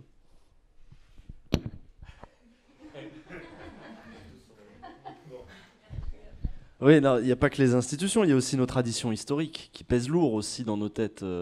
Là, on essaie de réinventer l'eau chaude, à faire des mouvements. Alors pas que nous, même Macron, voilà, il fait un mouvement. Et derrière, on voit très bien la culture qu'il y a derrière. C'est la culture managériale, il fait son mouvement comme il ferait une entreprise. Jean-Luc Mélenchon fait son mouvement comme le ferait un jacobin de gauche. Ce qui est avec quelques nuances. On a parlé des jacobins tout à l'heure, c'est un peu ça, quoi, concrètement. Et il y a toute cette tradition-là. Et en effet, la tradition politique à gauche, c'est Michel Rocard qui disait ça tout le temps, qu'il en avait marre des jacobins de gauche, tendance François Mitterrand, des gens comme ça qui pensent que voilà, on prend l'appareil d'État et on change après le pays depuis l'État. Et c'est des gens comme ça qui ont, c'est de la deuxième gauche qui est partie aussi, tout ce mouvement de décentralisation, etc., en disant voilà, on va changer de tradition. En effet, il faut poursuivre ce mouvement. Je pense qu'on va être amené de toute façon à le faire, à repenser la place on revient à la question du local, du national. Et en fait, j'ai complètement dérivé. Pourquoi j'ai voulu placer Rocard, Mélenchon, comment il va faire avec ses institutions, machin, ouais, centralisé, c'est pas facile. La culture politique, voilà, qui fait qu'on a du mal à... Ouais. J'ai pas tellement de réponse, en fait. je recadrais un peu, mais j'ai pas le. C'est vrai que c'est compliqué et qu'on voit pas de solution. Bah, pour moi, intimement, le truc que je pense au fond de moi, c'est qu'en effet, on est, je l'espère, dans les dernières présidentielles de la 5e, quoi que soit, quoi que soit le résultat. C'est-à-dire, je pense que derrière ça, on est parti pour quelques années de mouvements sociaux forts et de chamboulements assez massifs. Peu importe dans quel sens ça se passe, comment ça marche. De toute façon, ça peut plus rester tel quel. Nuit debout, réussir ou pas réussir, le but de Nuit debout, c'était pas la prise du Palais d'Hiver. C'était de remettre un peu de démocratie, de refaire parler les gens. Il y a plein de gens qui se sont politisés à Nuit debout. Il y a plein de gens qui se sont politisés pendant le mouvement de la loi travail. En ça, Nuit debout n'est pas un échec. D'ailleurs, je me demande bien quel était son objectif pour décréter qu'aujourd'hui c'était un échec. Donc je sais pas trop. Mais voilà, il a fait. On sent qu'il y a un truc. On sent qu'il se passe, on a atteint un point d'exaspération qui est assez élevé. En effet, et même si Jean-Luc Mélenchon passe, c'est aussi le début d'un grand bordel. Dans tous les cas, il faudra des mouvements de rue. Dans tous les cas, il faudra reprendre le pavé, reprendre les nuits debout, les places, j'en sais rien, n'importe quoi. Mais dans tous les cas, là, on va sur des années intéressantes, riches, mais difficiles, ouais, difficiles. Je crois que ça ne serait pas sincère de prétendre qu'on a la réponse à votre question, parce qu'on est quand même dans une situation inédite. Je crois que quel que soit le gagnant de l'élection présidentielle, c'est un président de la République qui n'aura pas de réelle majorité à l'Assemblée. Donc de toute façon, on va vers un moment assez inédit dans notre histoire de la Ve République. Alors qu'est-ce qu'on va faire avec ça? Comment on va le faire? Sincèrement, je crois qu'on a ceux qui vous disent qu'ils ont les réponses, je crois qu'ils ne sont pas sincères. Déjà, il va y avoir... en fonction des résultats de la présidentielle, des mouvements et des choix de vote aux législatives qu'on ne connaît pas aujourd'hui. Donc ça, c'est aussi une inconnue. Et je suis persuadée, effectivement, qu'il n'y aura pas de majorité. Donc de toute manière, il va y avoir un nouveau rapport de force politique à construire, vraisemblablement une nouvelle recomposition politique qui va se faire. Je crois que c'est assez impossible de dire honnêtement aujourd'hui comment ça va se passer, même si c'est dans 3 mois. Voilà. Après, moi, ce qui va m'intéresser dans ce moment-là, c'est de voir aussi comment un député, une députée, des députés font participer des territoires et des habitants et un mouvement social à ce moment-là. C'est-à-dire comment... le pouvoir, on le partage. Comment on essaye d'être... Alors, je parlais des mots abîmés. Alors, on parle beaucoup de transparence. C'est pareil, c'est un mot qui a été largement abîmé. Mais comment on essaye d'être en lien continu avec les électeurs, les électrices? J'aime bien le concept de démocratie continue. C'est-à-dire que c'est une démocratie qui est vivante tout le temps et pas seulement au moment des rendez-vous électoraux. Pour moi, un élu, il a un mandat. C'est-à-dire qu'il n'est pas nommé sur diplôme, sur compétences. C'est des gens qui lui ont donné un mandat. Ça veut dire qu'on est obligé par ce mandat-là. Et dans nos obligations, c'est de rendre compte régulièrement et de venir en rediscuter régulièrement. Et je crois que si notre démocratie, elle ne va pas bien, c'est aussi parce que les élus oublient régulièrement qu'ils ont ce mandat-là et ce devoir de revenir, prendre la température, voir si on est toujours en phase avec les gens qui nous ont élus. Enfin, voilà. Et moi, ce qui va être intéressant, c'est, y compris sur des moments comme ça, très incertains, comment à l'Assemblée nationale, on essaye d'être un peu porte-voix et de retraduire ce qui se dit dans les assemblées locales, dans les assemblées citoyennes, et comment on fait participer. Pour l'instant, c'est la seule réponse méthodologique que je vois, à cette question-là, et l'intérêt, en tout cas, que je vois à cette période. C'est vraiment une période de crise qui peut faire peur, mais c'est aussi beaucoup une période de reconstruction. Et ça, je crois que c'est... même si c'est difficile, même si ça passe par des moments de lutte, même s'il faut reprendre des places, mais je trouve ça très bien aussi qu'on fasse de la politique sur la place publique. Et en ça, il y avait un grand mérite à Nuit debout d'être dehors. Et les campagnes qu'on a pu faire sur le premier et la manière dont je veux le faire là dans les semaines qui viennent, c'est quand le temps aussi le permet, et on y va de plus en plus, c'est d'être dehors, évidemment. Il faut aller à la rencontre des mouvements citoyens, sociaux, des gens. Donc, ce qui peut être intéressant, c'est cette articulation entre l'institution et le mouvement social. Et de toute façon, les recompositions, elles sont en cours. Hein. Les choix que vous avez faits, du coup, de quitter le PS, etc., de se rapprocher justement du tissu associatif, des mouvements citoyens, etc., c'est pas... je veux dire, même en termes de carrière, c'est pertinent, si on regarde sur le temps long. Si on regarde sur le temps très long. Et je sais pas, il y a d'autres députés comme ça. Isabelle Attard, par exemple, qui est très en lien avec toutes les questions qui sont discutées et dans des assemblées et dans Internet. En vrai, c'est ces gens-là que des citoyens seront très contents de retrouver à un moment pour faire le relais en essayant de garder un certain nombre de contrôles, etc. Et moi, je me souviens quand Hamon a sorti son truc du revenu de base, là, bon, c'est un autre débat, hein, mais y en a plein qui disaient oui, Hamon, il est nul, ça va être Montebourg-Valls. Et moi, je regardais pas j'ai vu le revenu de base, j'ai fait, mais il a tout compris, lui. Hamon, moi, je connais pas le garçon personnellement. De ce que j'en ai entendu, il n'avait pas la réputation d'être un foudre de guerre. Mais quand il a chopé ça, je me suis dit, lui, il passe. C'est obligé, il passe. Il a eu l'intelligence d'aller chercher dans le débat public et sur le réseau, dans les discussions un peu citoyennes, etc., d'aller chercher ce truc-là et de venir le prendre et de l'amener dans le champ politique. Alors, c'est là où, en effet, on voit maintenant qu'on a tout intérêt d'être méfiant et que il peut y avoir aussi un opportunisme normal. Mais bon, ces gens-là sont des gens intelligents. Donc, ils ont pris ce truc-là et on voit comment il nous a balafré maintenant le revenu de base et qu'on voit ce qu'il en reste, à savoir pas grand-chose. Un RMI+, voilà, enfin bon, c'est pas beaucoup plus révolutionnaire que le RMI tel quel, son revenu universel sous condition. Bon, il en reste plus grand-chose, mais il a gagné la primaire avec ça. Il gagnera sans doute pas la présidentielle, mais il a gagné la primaire avec ça. Parce qu'il a eu l'intelligence d'aller piocher des trucs. Mélenchon essaie de faire ça aussi. Il essaie de faire ça dans une certaine mesure, assez bien sur certaines questions d'ailleurs. Hein. Pareil, il est allé, comme Isabelle Attard, à l'écoute de ce qu'on dit la quadrature du net. Si on regarde le programme numérique de Mélenchon, c'est ce qui se disait dans la quadrature du net. C'est des gens qui sont futés et qui, dans un certain nombre de cas, se contentent par opportunisme de reprendre des trucs pour aller les diluer après dans le champ politique, et dans d'autres cas vont essayer de le faire. Mais après, Hamon, en vrai, il aurait peut-être été plus fidèle à ce truc-là si on avait continué à le pousser au cul tout le long.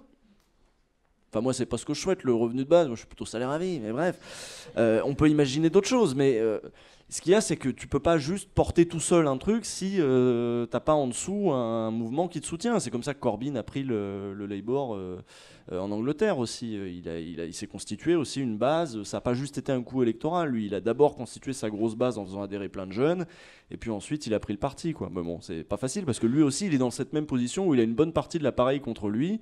Enfin bref, on dérive un petit peu. Mais oui, les corps politiques sont aussi eux-mêmes de toute façon en train d'évoluer. Même dans les vieux partis, il y a des changements. Il y a des gens qui sont en train de... Il y a des élus et des professionnels qui sont en train de comprendre que faut plus faire comme on faisait avant. Ça marche plus. Ouais, alors justement, en parlant de plus faire comme on fait avant, vous utilisez tous les deux assez intensément le numérique pour remplir vos fonctions. Donc vous, à travers les réseaux sociaux pour garder le lien avec les administrés, et vous faites partie de ce courant des vidéos grand public de décryptage qui remplissent une fonction qui est un peu nouvelle. Et vous parlez tout à l'heure du fait que la population avait peut-être changé, et ça contribue, le fait que l'information circule plus vite. Il y a des initiatives qui tentent d'amener le numérique comme un outil institutionnel. Je pense à la consultation sur la loi pour une république numérique, puis des initiatives citoyennes comme laprimaire.org ou Ma Voix qui essayent de vraiment utiliser cet outil comme un outil institutionnel. Et pourtant, je vois peu de pensées encore, et c'est encore le cas dans les programmes, de comment tenir compte de cet outil comme un élément des institutions et une nouvelle façon de fonctionner. Donc du coup, comment vous pensez qu'il faut repenser les institutions peut-être? On a encore l'impression qu'il y a une frontière, il y a un univers où on discute, et puis il y a le moment où c'est sérieux et ça se passe qu'avec du papier et des cravates. Donc comment vous pensez que qui est aussi une culture, ces outils et cette culture doivent être pris en compte dans le cadre institutionnel? Alors, ça commence. Alors, vous avez cité laprimaire.org, dont Charlotte Marchandise a été issue. Ma voix également s'appuie beaucoup sur le numérique. Il y a des députés aujourd'hui qui, à l'Assemblée, travaillent les lois à partir d'une plateforme numérique. Alors, je ne sais plus comment elle s'appelle, cette plateforme, qui permet... Parlement et citoyens, voilà. Isabelle Attard l'a utilisée. Sur la loi sur le numérique, évidemment, cette plateforme a été utilisée là.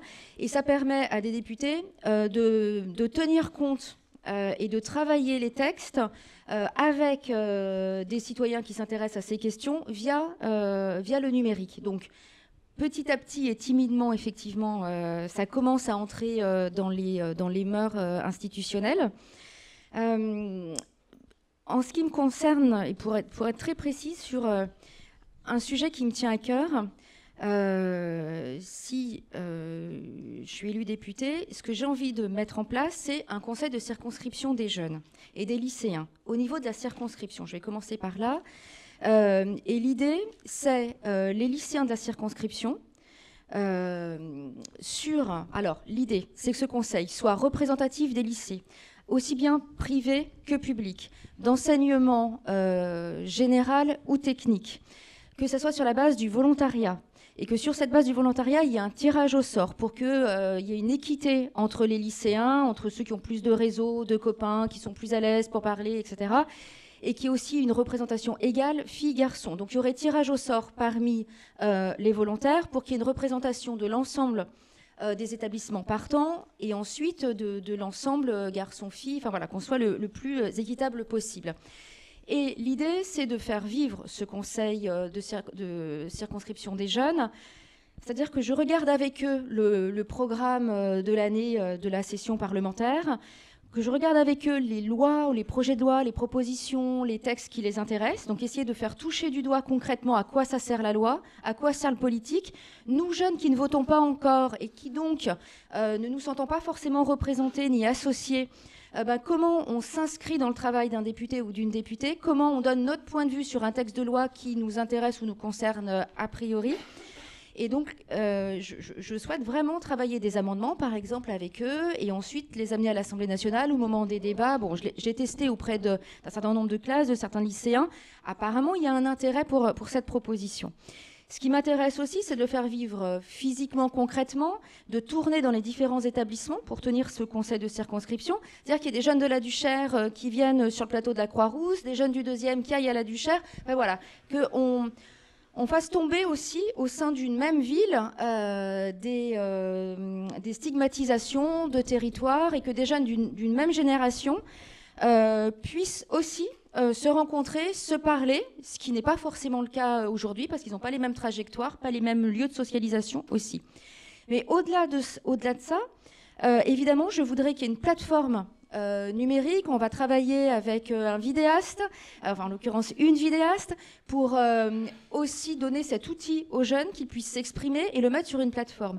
Mais après, je me disais, ça serait drôlement intéressant qu'on soit plusieurs députés à le faire et qu'on essaye de monter une plateforme justement numérique autour des moins de 18 ans, pour commencer, par exemple, les 16-18 qui ne votent pas encore, mais qui puissent déjà exprimer un point de vue, qu'on arrête aussi de les prendre pour des adolescents, donc c'est une crise, ils ne savent pas trop encore. C'est vraiment une autre considération, c'est pas être le parent qui explique, enfin qui comprend ce que l'ado lui dit et qui va retranscrire, c'est donner aussi un moyen de vraiment s'exprimer, alors par un cadre qu'on va poser, mais par exemple, pour répondre très concrètement à votre question sur l'usage du numérique, c'est quelque chose que moi j'ai envie de faire et que j'envisage dans cette forme-là. Et auprès de ce public-là qui m'intéresse particulièrement, c'est ce public jeune, avec toutes ses différences, parce qu'on ne peut pas parler de la jeunesse, mais bien de plein de jeunesse. Mais donc c'est une entrée. Mais effectivement, je crois qu'il faut déjà que les élus aussi se forment de plus en plus à ces nouvelles technologies. Je crois que les technologies, elles influent aussi sur notre manière de penser. Donc, évidemment qu'il faut qu'on soit en lien. Moi, j'ai choisi de parler sur les réseaux sociaux aussi parce que c'était une manière de contourner une communication officielle, une communication médiatique parfois un peu muselée. Et donc, j'ai trouvé une liberté de parole et de ton par les réseaux sociaux que je n'avais pas forcément par une presse classique.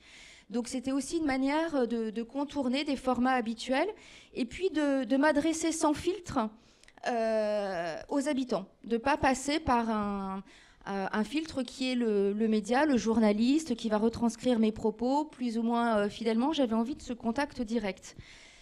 Et donc, oui, je suis d'accord avec vous sur la manière d'inclure ces nouvelles technologies dans notre manière de réfléchir, dans notre manière de nous adresser directement aux autres, mais aussi dans la manière de recevoir de l'information. Alors, il y a toutes les questions autour du mandat impératif.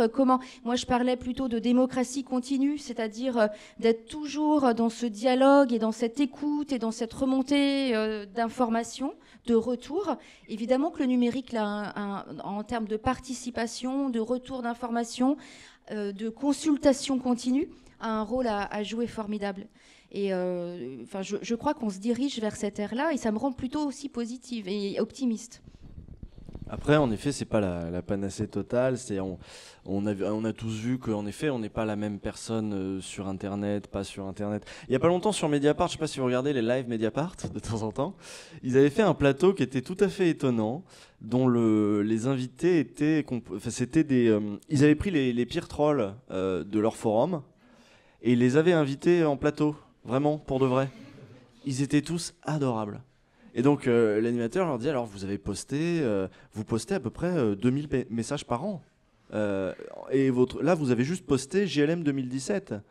Et à chaque fois, tous les jours, vous postez 30 fois JLM 2017. Enfin, donc, quelqu'un dont on pourrait se dire, ces modes Lui, il a l'impression de faire un travail politique à ce moment-là. Mais ces modes d'intervention en ligne tiennent du troll. On le met sur un plateau, il devient tout à fait agréable et gentil, et ils ont tous échangé calmement. Donc le tout numérique, j'y crois moyen. Je pense qu'il faut faire dialoguer encore une fois les deux formes. Moi-même, en effet, moi j'ai fait mon boulot pendant longtemps sur Internet, mais je l'ai pas fait tout seul, et j'ai vite rencontré des gens, et j'ai vite compris que Internet, c'était comme ça que ça marchait en fait. Il faut rencontrer des gens, et il faut rencontrer des gens, y compris comme je fais ce soir, y compris des collaborateurs moi-même pour après faire d'autres trucs, machin. C'est quelqu'un laissé tout seul chez lui avec Internet, il vire mauvais, en vrai. Donc c'est pour ça, moi, Nuit debout à la limite m'intéresse beaucoup, Internet m'intéresse beaucoup. Comment on essaie de trouver un truc entre les deux, où l'un profite de l'autre. Après, moi, je suis pas expert sur les questions numériques. Je constate juste ça dans les modes de socialisation que je vois un petit peu autour de moi. Ce que les gens se permettent sur Internet, ce qu'ils se permettent moins, même dans le cadre de débats, même un peu cadré. Je sais pas comment ça va marcher si on a le droit de voter pour tout sur Internet le matin. On regarde les votes du conseil municipal et puis on peut y aller. Comment ça marche? Après, ça rejoint aussi la question de... Est-ce qu'il suffit de changer les institutions? Là, en effet, c'est un changement profond, structurel de la manière dont on participe à la vie politique. Juste faire ce changement-là, c'est-à-dire par exemple permettre de voter tous les jours au conseil municipal comme si on était un habitant du quartier, on peut voter au conseil municipal le matin. Enfin, je sais pas si c'est le matin, j'en sais rien. Mais c'est un changement, mais tel quel, si le corps politique évolue pas, si le corps social ne se donne pas les moyens aussi d'avancer, de se former, de se construire, la politique, en effet, ça se construit. Et l'action politique à proprement parler, c'est la construction de ce corps social qui soit en phase avec les institutions en place, si vous voulez. Donc moi, je vois ça un petit peu comme ça se produit, un corps politique et un corps d'électeurs. Donc, tel quel, juste foutre du numérique partout, ça marchera pas. Donc comment on réfléchit aux interactions qu'on peut mettre en place? C'est pas mal le truc des lycées, oui, pourquoi pas. Les jeunes, ils aiment bien le Ternet, ils aiment bien faire des vidéos. Ça peut être sympa aussi. Ouais. Mais c'est aussi pour ça que ça s'appuie sur une rencontre réelle, sur une circonscription. Et moi, ce qui m'intéresse, c'est que les jeunes circulent dans les différents quartiers et se rencontrent pour de vrai et se voient pour de vrai. Évidemment que ça peut pas être soit pas du tout, soit du tout numérique. Il faut effectivement être dans cette interaction-là. La limite aussi que je peux voir aux réseaux sociaux, c'est le côté... alors, outre le fait qu'on n'est pas le même derrière son écran que dans la vraie vie, ça c'est une réalité, qu'on ne parle pas de la même manière, bon. Il y a la question de l'immédiateté, ou il n'y a plus de temps. Alors, il y a la question du temps long, effectivement. C'est un peu compliqué de construire une réflexion sur le numérique, parce qu'il y a de l'information en continu, et comment on s'extrait à certains moments de cette information en continu pour prendre le temps de la digérer, de la penser, d'en faire quelque chose. Donc là, c'est un premier écueil. Et puis, il y a l'habitude aussi ça revient à l'idée de j'ai voté, donc je me déresponsabilise, et donc c'est à l'élu de tout faire, et à n'importe quel moment et tout de suite. Et effectivement, il y a des habitants qui ne viennent plus en mairie, ou qui ne passent plus par le courrier, ou qui ne passent plus par un rendez-vous, et qui vont parler par messagerie privée sur Facebook à 23h ou à je ne sais quelle heure du matin, fin de la nuit. Et si j'ai pas répondu le matin à 6h, presque c'est pas normal. Donc il y a aussi cette question du temps nécessaire parfois pour mener une recherche, pour réfléchir à la question qui est posée, pour trouver une solution. Et il y a ce côté instantané, et du coup, si l'élu ou si le correspondant en face n'a pas la réponse tout de suite, c'est pas normal. C'est des outils qui peuvent rendre aussi un peu capricieux, ou cette idée de tout m'est dû aussi, tout de suite. Et ça, je trouve que c'est un peu dommageable par rapport à la construction d'une politique de long terme, et réfléchie et posée. Donc c'est aussi un peu une limite que je peux voir à cet outil que j'utilise néanmoins. Qu'on retrouve dans la presse d'ailleurs. Bonsoir. Je vais essayer de faire court parce qu'il s'est dit beaucoup de choses, mais j'ai envie de réagir sur plein de choses. Déjà, mouvement citoyen, je préfère parler d'engagement, et le mot citoyen, il me dérange parce qu'il exclut des gens. C'est quelque chose qu'on dit souvent dans les mouvements citoyens, c'est bien, mais est-ce qu'on peut parler de citoyen? Parce que dans ce cas, on exclut une partie de la population. Après, tout à l'heure, je t'ai entendu dire je suis ni de gauche ni de droite, et puis après nous dire ouais, mais quand même aujourd'hui il faut quand même être un petit peu de gauche parce que c'est la merde. T'as un petit peu dit ça, ouais. J'ai dit je suis ni de gauche ni de droite, moi? Non, au départ t'as dit je fais pas de politique, ou enfin. Ah non plus. Bref. Bref. Bah, je l'ai peut-être mal compris, c'est pas grave. Veux, c'est pas grave parce que c'est pas important, si important que ça. Ce que je voulais dire, c'est qu'en fait, moi aujourd'hui, peu m'importe en fait. Je pense qu'il faut tout pour faire un monde. On a besoin de. Il y a que des gens de gauche ici, ou il y a aussi des. Je suis pas droite, hein, mais je posais la question. La question, elle est importante parce que on parle de mouvement citoyen, on parle de donner la parole. Il faut faire du chemin aussi. L'un des principaux bénéfices des mouvements, c'est qu'ils mettent en évidence, comment dire, que c'est très complexe, qu'on n'est peut-être pas encore très prêt à plein de choses. Nuit debout, si on n'est pas de gauche, j'ai fait partie de ce mouvement. Si on n'est pas de gauche, si on n'est pas militant, on n'a pas le droit de parler. Ça pose un problème. On parle de démocratie, ça pose un problème. Ça a été très compliqué. J'ai vu des gens, même des gens engagés politiquement, ne pas pouvoir prendre le micro parce qu'ils étaient engagés politiquement. Ils ne sont plus considérés comme des citoyens. Tu réagiras après, hein. J'avance encore un tout petit peu. Ensuite, oui, on parlait de prise de pouvoir. Je pense que le but du mouvement, c'était pas et de tous les mouvements, c'est pas de prendre le pouvoir, c'est de redonner du pouvoir au peuple. Il y a Vivarol disait qu'il y a deux vérités qu'il ne faut pas oublier. La première, c'est que le peuple doit exercer le pouvoir, doit avoir le pouvoir. La deuxième, c'est qu'il ne doit pas l'exercer. Je suis assez d'accord avec ça, parce que si aujourd'hui on donne le pouvoir au peuple, je pense qu'on est mal. On est très mal. Ensuite, dernière chose, on a parlé tout à l'heure oui, la question c'était, compte tenu du bordel et du contexte politique dans lequel on est aujourd'hui, est-ce que c'est bien, au final, bien raisonnable d'envisager une alternative à l'insurrection? J'entends par insurrection qu'on ne fera rien.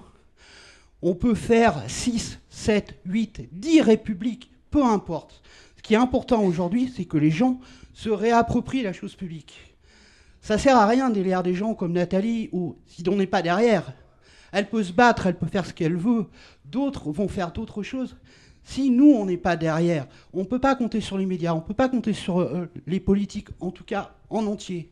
On ne peut pas compter sur tous les garde-fous de la démocratie. Les seuls garde-fous qui restent, c'est nous. Non ?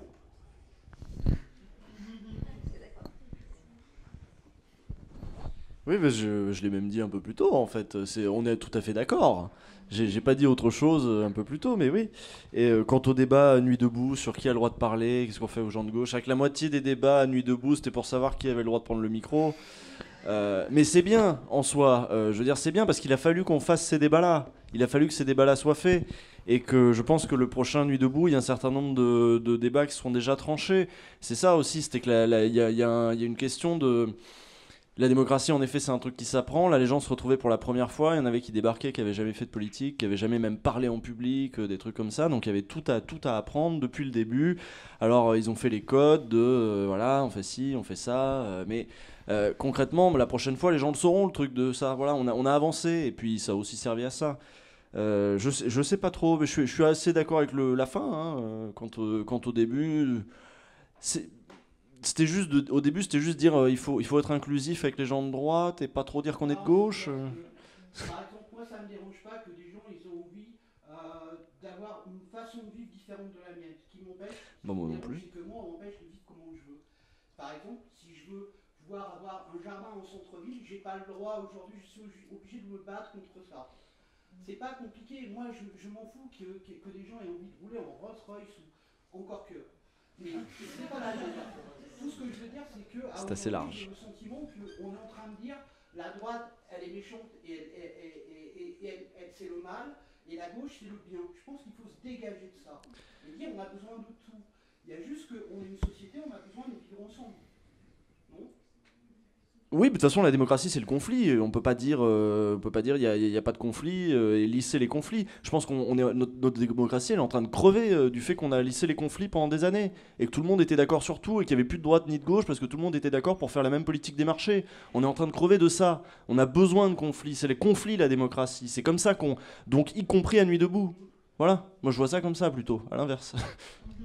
Après, je ne crois pas qu'il s'agit de dire il faut être de gauche, point barre, et les autres n'ont pas droit au chapitre. Je crois que la question, c'était de dire on a le droit d'avoir une opinion politique et on a le droit d'être de droite ou de gauche. Parce que quand même, globalement, ce qui nous est seriné à longueur de temps, c'est ni droite ni gauche, droite et gauche, c'est pareil. Et je crois que l'objet, là, du débat, c'est de dire non, c'est pas pareil. Voilà. Il se trouve que moi je suis de gauche, Usul dit je suis de gauche. Bon, voilà. Mais c'est déjà d'oser affirmer un positionnement politique et de dire c'est pas sale, c'est pas des gros mots et on n'a pas à avoir honte à un moment donné d'avoir des idéaux et de vouloir à un moment donné rapprocher la situation réelle de ces idéaux-là. Et de réintroduire du politique. Donc je crois que le débat portait plutôt là-dessus. Après, par rapport à ce que tu disais, Henri, oui, les politiques ont besoin du peuple, des habitants, et donc pas des citoyens, c'est-à-dire de tous les habitants, habitantes, même ceux qui n'ont pas le droit de vote. C'est pour ça aussi que je parlais des moins de 18 ans tout à l'heure. C'est une manière d'inclure aussi ceux qui ne votent pas. Pour nous rappeler nos engagements, nos promesses, ce que vous disiez, quoi, finalement. Et c'est comme ça qu'on peut être bon, si derrière, on nous tanne. Deux aussi, pour donner de la force. Parce que des fois, on dit, finalement, parfois, on me dit, vous êtes courageuse. Bon, je ne crois pas que je suis plus courageuse qu'une autre. Mais par contre, j'ai été élue, effectivement, sur un territoire, le 1er arrondissement, avec des citoyens, des habitants, donc extrêmement mobilisés. Et je sais que les habitants sont là, que je peux compter sur eux dans un certain nombre de combats.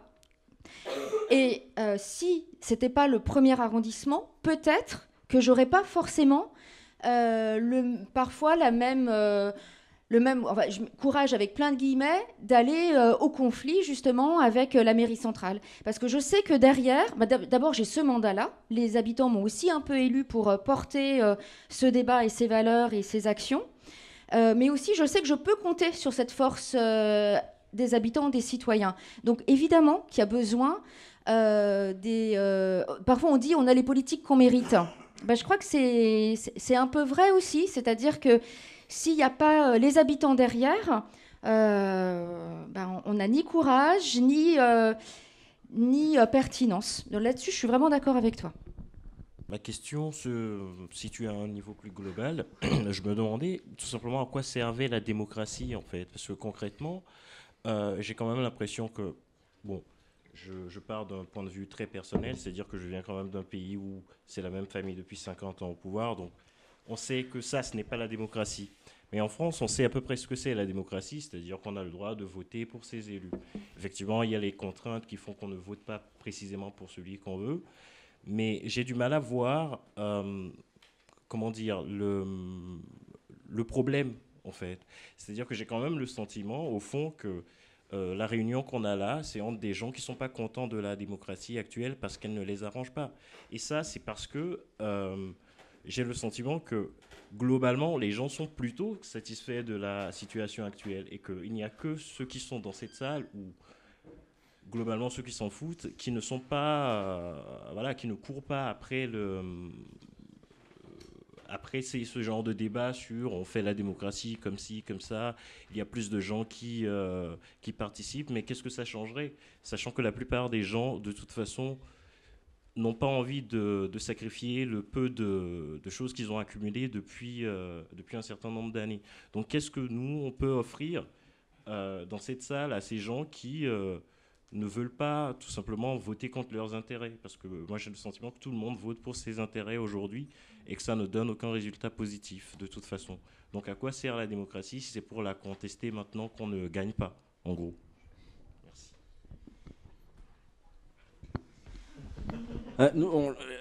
Elle est la démocratie. On va dire ces formes de démocratie représentative, libérale, dans lesquelles on a exclu du champ du débat collectif un certain nombre de choses, soit certaines qu'on a confiées à Bruxelles, d'autres qu'on a confiées au marché, l'investissement qu'on a confié aux capitalistes. C'est quand même une démocratie embryonnaire. Hein. On pourrait imaginer plein d'autres trucs. Enfin, là, c'est ce que disent les. On dit souvent les intellectuels aiment le progrès, les ouvriers veulent la justice. La gauche, c'est ça, c'est d'essayer de trouver le juste milieu entre de la justice sociale et du progrès. Et c'est vrai qu'en tant que nous, on est là, on est bien, on est tranquille, on aime bien penser le progrès, on se fait plaisir, c'est vrai, c'est très juste, et parfois assez loin de d'autres réalités, de gens qui voudraient qu'on ait un rapport peut-être plus immédiat à des formes de justice et qu'on parle d'autres injustices et d'autres choses comme ça. Mais si on se projette, en effet, bon. Ce modèle-là qu'on est en train d'éprouver, donc ce modèle de démocratie représentative, limitée, qui exclut un certain... Voilà, comme j'ai dit, il est en train de craquer de partout. C'est pour ça qu'on est là. Il est en train de craquer de partout. Il craque aux États-Unis, il craque en Angleterre, il craque partout en Europe. Enfin, quand je dis partout, c'est dans cette sphère-là, quoi. Donc il y a en effet des échéances électorales qui approchent, il y a eu des mouvements sociaux, la société elle est en mutation, elle ne sait pas où elle va. Comme je disais dans la vidéo, on est en train d'arriver dans une forme d'adolescence, le corps social a mûri. Il y a des solutions qui ont été essayées. Parce qu'en vrai, moi, je m'intéresse pas mal, fatalement, à l'histoire de mai 68. Je regarde pas mal aussi ce qui se passait à l'époque. Beaucoup des problèmes là qu'on est en train de se poser, c'est des problèmes qui se posaient déjà en mai 68. Il y a des solutions qui ont été apportées, il y a des choix qui ont été faits. Bon, des problèmes comme qu'est-ce qu'on fait dans une société qui est en train de changer, de la domination rapprochée, quand elle est moins acceptée, etc. Quand l'ordre est contesté. Bon, on a tenté des trucs après mai 68. Il y a des trucs qui ont été tentés, ça donne aussi, il y a eu des avancées. Et puis il y a eu des options, notamment celle du Parti Socialiste, qui a essayé une voie historique. On est à la fin de cette phase, en fait. On est à la fin de la phase où le Parti Socialiste, je prends lui parce que c'est lui qui est arrivé avec cette idée-là jusqu'au pouvoir, c'est-à-dire avec un espèce de réformisme un petit peu complaisant à l'égard du capital, en disant, bon, si on continue de baisser la tête de temps en temps quand il faut, on pourra gratter un petit peu à côté, on échange des choux contre des carottes, comme si cet acteur était un acteur légitime. Et en effet, ils se sont fait botter le cul en 83, etc. Donc, on est dans une fin de cycle, on est dans une fin de phase où ces solutions-là montrent que voilà, elles marchent pas. Donc faut réfléchir à la suite. Et la suite, ça peut pas juste être, ça passe aussi par une implication populaire, parce que là pour le coup, il y a une demande dans le corps social d'implication populaire. Donc, c'est pour ça qu'on est là. On se prend pas juste plaisir. Ah, mais ça parce que c'est.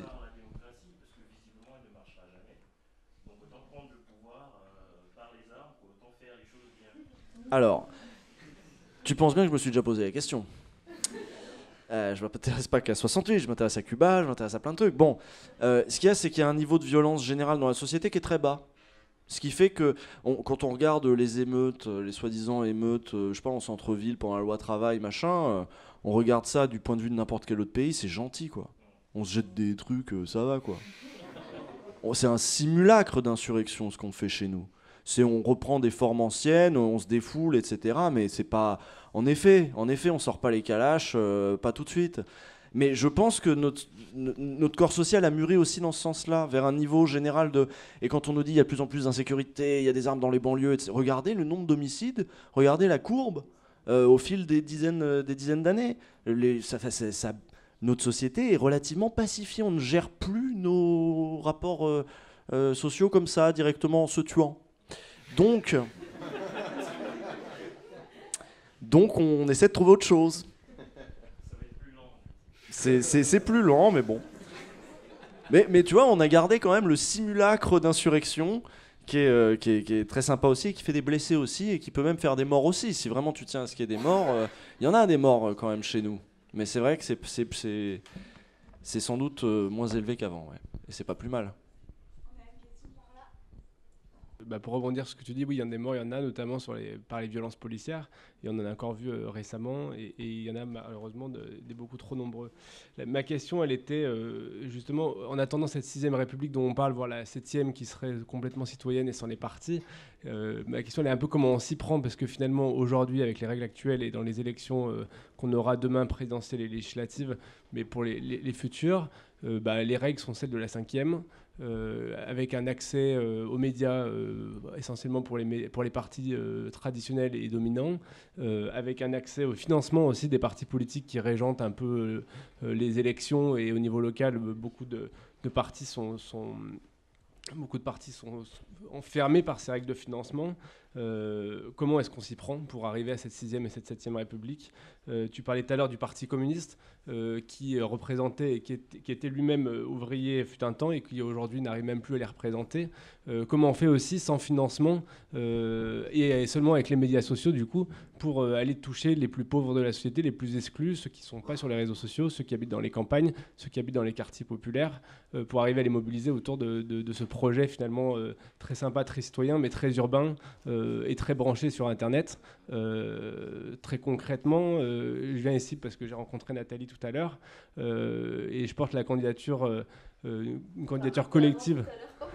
Oui, on s'est rencontrés avant, mais on voyait ce sujet aujourd'hui sur des militants dans les quartiers populaires, donc justement à Vaux-en-Velin qui veut porter une candidature citoyenne, loin des partis, mais qui va se retrouver avec l'ensemble des partis traditionnels contre lui, aucun financement, aucun accès aux médias, voilà, des quartiers populaires qui sont aussi coupés de ce monde traditionnel, et des associations aussi traditionnelles qui sont présentes sur le terrain. Donc comment on fait pour arriver à cette échéance électorale, mais aussi à la prochaine, pour arriver à finalement à prendre le pouvoir, à le redonner au peuple, je sais pas, mais à avancer quoi, dans le bon sens. Je vais le reformuler façon Routel Krief. Est-ce que les trucs citoyens, c'est pas un peu un truc de bobo ? Non mais clairement. Et évidemment, moi je suis une élue de la Croix-Rousse, c'est un territoire dont on parle de la boboisation, de la gentrification, etc. Une des questions que tu poses, d'abord, c'est la question du financement de la vie politique. C'est très compliqué pour des mouvements citoyens ou pour des groupes citoyens ou pour un citoyen qui souhaite se présenter de le faire sans passer par les partis classiques et par les règles classiques. Parce que, effectivement, une campagne, même si on l'a fait de manière la plus sobre possible en termes de moyens, ça coûte tout de suite un peu d'argent en termes d'affiches, en termes de...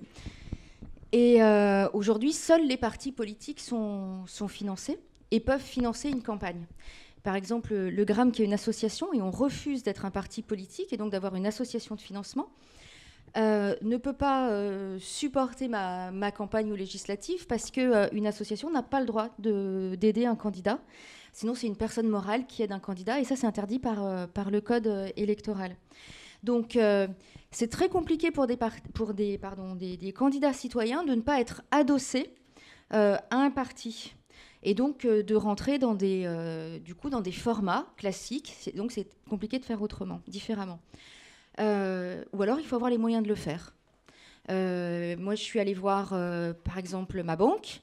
Ils font le pari que je vais faire plus de 5% des voix, donc je vais être remboursée par l'État et que leur risque est mesuré. Donc ils acceptent de me prêter un peu d'argent parce qu'ils ont fait le calcul que vraisemblablement je pourrais les rembourser. Puis sinon, si je fais pas 5% ou si mes comptes sont invalidés parce que j'ai fait une erreur, ouais, je serai en difficulté parce que je prends un risque du coup personnel. J'accepte de le faire parce que bon, sûrement je peux m'arranger avec ça, mais c'est peut-être aussi parce que j'habite la Croix-Rousse et que le copain sur Vaux-en-Velin, il peut pas se permettre de prendre ces risques-là. Il a jamais été élu, donc la banque ne lui prêtera pas parce que elle est pas sûre qu'il fera 5%. Donc effectivement, la manière de financer la politique aujourd'hui entretient une manière de faire et des choses des organisations classiques. D'où l'importance aussi, et c'est un peu l'idée de hacker et de rentrer du coup dans l'Assemblée et d'essayer depuis l'intérieur aussi de faire bouger la loi, d'essayer de porter ces témoignages-là. Et moi, par exemple, si je suis élue, je veux m'inscrire dans la commission des lois, justement. Je veux travailler ces questions institutionnelles, parce que ce qui m'intéresse, c'est comment on fait bouger de l'intérieur un certain nombre de choses pour permettre demain, le plus tôt possible, d'autres candidatures citoyennes. J'espère bien faire groupe commun avec Isabelle. Elle est venue à mon lancement de campagne. Et j'espère, parce qu'elle a déjà eu un premier mandat, qu'elle sera dans cette transmission-là aussi avec moi, parce que moi, je n'y connais rien à l'Assemblée nationale. Je vais découvrir ce monde et j'aurai besoin aussi de quelqu'un qui me transmette pour être efficace et opérationnel le plus rapidement possible. Aussi face à une administration avec des fonctionnaires qui voient les élus passer mais eux restent là. Donc voilà, donc il faut être aussi dans un rapport de force constructive aussi avec ces services. Bon. Donc c'est vrai que le financement de la vie politique ne permet pas facilement les candidatures citoyennes ou en dehors des partis. Ça ne permet pas non plus facilement aux partis de se réunir et d'échapper à leur entrée propre. Parce que chaque parti pense à son propre financement. Parce qu'ils ont des permanents, parce qu'ils ont des locaux, parce qu'il faut faire tourner la boutique. Et il faut savoir qu'aujourd'hui, les partis sont financés sur la base du nombre de candidats qu'ils vont présenter au premier tour, par exemple des législatives, et qui feront plus de 1%. Donc ils vont recevoir des financements de la part de l'État en fonction du nombre de candidats qu'ils présentent et qui feront plus de 1% au premier tour. Donc évidemment, chaque parti voit son propre intérêt. Et ça n'aide pas à des candidatures communes, que ce soit aux présidentielles ou aux législatives, parce que chacun essaye d'abord de sauver son organisation politique, d'avoir les financements pour pouvoir payer les permanents, fonctionner. Et c'est comme ça qu'on se trouve autant écartelé. Et c'est la première critique que je fais aux partis aujourd'hui, c'est de faire passer leur intérêt propre avant l'intérêt général dont on a parlé tout à l'heure, avant un projet de transformation sociale. Déjà, les partis ne sont plus suffisamment des outils de pensée, des outils d'élaboration de pensée, des outils de transmission de cette pensée-là. Et puis, c'est plus des outils de transformation sociale. C'est d'abord des outils de reproduction. Et ce qui me frappe aussi beaucoup, et c'est pour ça que je suis guère optimiste sur les partis politiques, même si je suis pour des formes d'organisation. Évidemment, il faut trouver une forme d'organisation. C'est quand je vois que finalement, après les élus, qui devient élu ? C'est les collaborateurs d'élus. On a comme ça, les partis engendrent cette professionnalisation du politique. Et aujourd'hui, je vois des jeunes gens qui ont fait Sciences Po, par exemple, ou d'autres parcours, qui se disent je commence par être collaboratrice d'un ou d'une élue, et puis dans 5 ou 10 ans, je pourrais me présenter moi-même, parce que voilà. Et c'est comme ça qu'on rentre dans une carrière politique. On n'y va plus par conviction, on n'y va plus par idéaux, on y va effectivement avec une entrée professionnelle. Et parfois, certains disent j'ai choisi le PS, ou j'ai choisi les Républicains ou les Verts, parce que tous les partis sont touchés par cette professionnalisation-là, parce que finalement il y avait de la place, j'ai vu un créneau, et puis voilà. Mais la réflexion politique et l'idéal, il vient après ce projet de carrière. Et tant qu'on n'aura pas cassé, parce que là, il faut quand même casser ce modèle-là, je pense qu'on n'arrivera pas au renouveau démocratique qu'on souhaite. Et c'est pour ça que moi, par exemple, je suis partie du Parti socialiste après y avoir cru. Et j'étais secrétaire nationale du parti à un moment précis, avec des personnes précises. Et je pensais vraiment, j'ai été naïve certainement, que de l'intérieur et de là où on était, on pourrait réformer le parti, le faire bouger, etc. Et je me suis rendu compte que les verrous, ils étaient trop présents. Mais ils étaient présents par les élus déjà en place, mais aussi par les collaborateurs, mais aussi par les plus jeunes. C'était ça le plus décevant finalement. Et c'est pour ça que je crois que les formes sont à construire ailleurs, pas forcément contre, j'ai pas envie d'être anti, mais à côté, différemment, parce que je crois que c'est plus possible de l'intérieur pour des questions de financement et pour des questions d'habitude de carrière qui ont été prises. Et ce qui est marrant, c'est que toutes ces critiques-là, évidemment, personne ne fera campagne là-dessus dans un parti. De la même manière qu'on va jamais avoir de ministre qui va dire comment ça se passe dans un cabinet, dans un cabinet de ministres, comment ça se passe en effet avec les collaborateurs, parce que c'est aussi je commence à fatiguer là. C'est aussi tout un écosystème à l'intérieur. Qu'est-ce que c'est qu'un cabinet de ministres? Qu'est-ce que c'est Bercy? Il y a aussi toute une administration avec des lourdeurs. En effet, les ministres ils bougent, ils partent, ils reviennent, et puis t'en as qui sont là tout le temps et qui parfois peuvent bloquer eux-mêmes des réformes. Personne les a élus. Ils sont juste là-dedans depuis longtemps, mais ils peuvent bloquer des réformes, pousser pour que d'autres passent, etc. Donc on a plein mais ça, un ministre peut pas dire ça tel quel. Il peut pas se pointer au journal et dire ma réforme, j'ai pas pu la faire passer parce que je me fais un peu bolos par mon administration. Donc non, désolé, voilà. Donc en effet, une fois qu'on se dégage des partis, on peut aussi porter ce genre de questions. Et qui sont, alors on est dans le nez là, dans les institutions, dans le fonctionnement, etc. Mais c'est pas inintéressant pour autant. Ouais. Ceci dit, c'était pas exactement la question de la représentation des territoires les plus défavorisés. Ah, c'était la deuxième. Et là, pour le coup, j'ai pas de, moi je vois pas. À part, il y a déjà quand même des associations aussi dans les quartiers populaires, etc. Il y a des réseaux associatifs. Maintenant, comment on fait remonter avec j'en sais rien. Moi, j'ai plus de questions que de réponses. Je venais surtout avec des questions, moi aussi, hein, en fait. Mais c'est sans doute la question. C'est comme je le dis sur les classes ouvrières, en fait. C'est vrai aussi pour la ruralité. Voilà. Alors, j'ai un peu de retard sur la discussion parce que du coup, j'ai mis du temps à avoir le micro. Mais deux choses. D'abord, je voulais rebondir sur des questions de langage, mais vous avez dit tout à l'heure, on n'est pas le même derrière son ordinateur et dans la vraie vie, et c'est des termes que j'ai trop entendus dans la bouche de ma mère pour pas réagir, pour dire que d'abord on est devant un écran et pas derrière un écran, sinon on voit rien. Et ensuite que Internet, ça fait partie de la vraie vie et il faut pas opposer virtuel et réel en permanence. Le virtuel s'oppose au physique et pas au réel. Mais si je parle avec quelqu'un sur Internet, on parle vraiment, c'est vrai, c'est pas faux. Et j'ai un petit problème avec, il y a l'expression IRL qu'on utilise beaucoup qui dit in real life, et j'ai un petit problème avec ça, et c'est un truc qu'on entend énormément maintenant dans les médias, dans les discussions et tout. Oui, mais dans la vraie vie, ça se passe pas comme ça, dans la vraie vie, ceci. On le dit aussi, bon, c'est ce qu'on nous disait déjà quand on était étudiant, on disait, vous verrez, dans la vraie vie, ce sera pas comme ça. Voilà. C'est un peu pareil, et il y a ce mépris d'Internet qui est gênant parce que c'est pas quelque chose qui peut être ignoré, c'est quelque chose qui est une part de plus en plus importante de nos vies. Et du coup, la deuxième chose dont je voulais parler, c'est sur les questions des outils numériques, justement. Vous parliez de numérique tout à l'heure. Et j'entendais le terme de réseau social, qui, pour moi, en fait, définit Internet dans son ensemble, qui est un réseau social. Internet crée du tissu social, il y a plein de manières d'interagir. Mais quand on entend réseau social, en général, ça veut plutôt dire Facebook et Twitter. Et il ne faut pas oublier justement que ce sont des entreprises capitalistes américaines et que ce sont des pouvoirs et des forces de pouvoir.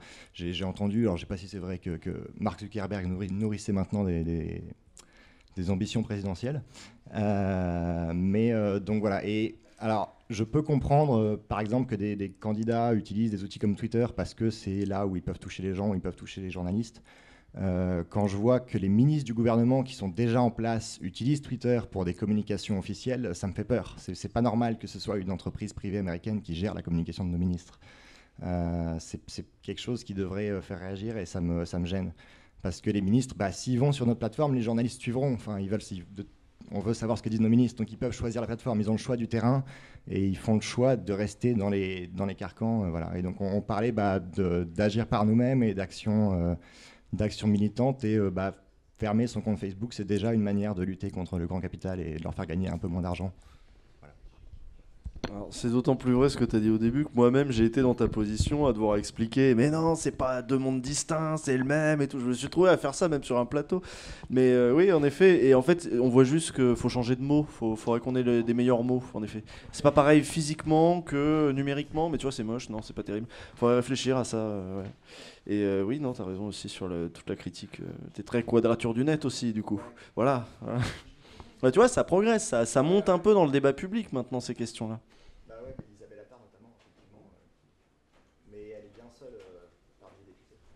C'est une soirée spéciale Isabelle Attard. Ça lui fera plaisir.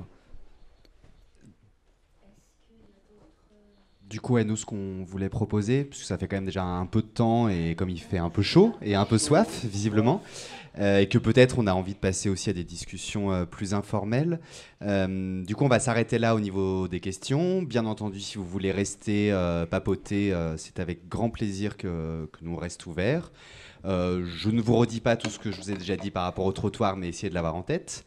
Voilà, un immense merci à vous deux. C'était la première fois qu'on organisait une réunion publique, une discussion citoyenne de ce genre-là. On espère que ça vous a plu. On verra, nous, si on a envie de continuer un peu avec les échéances qui arrivent, si on a envie d'aller sur d'autres sujets un peu de ce même genre. Voilà, merci beaucoup. Et bonne soirée.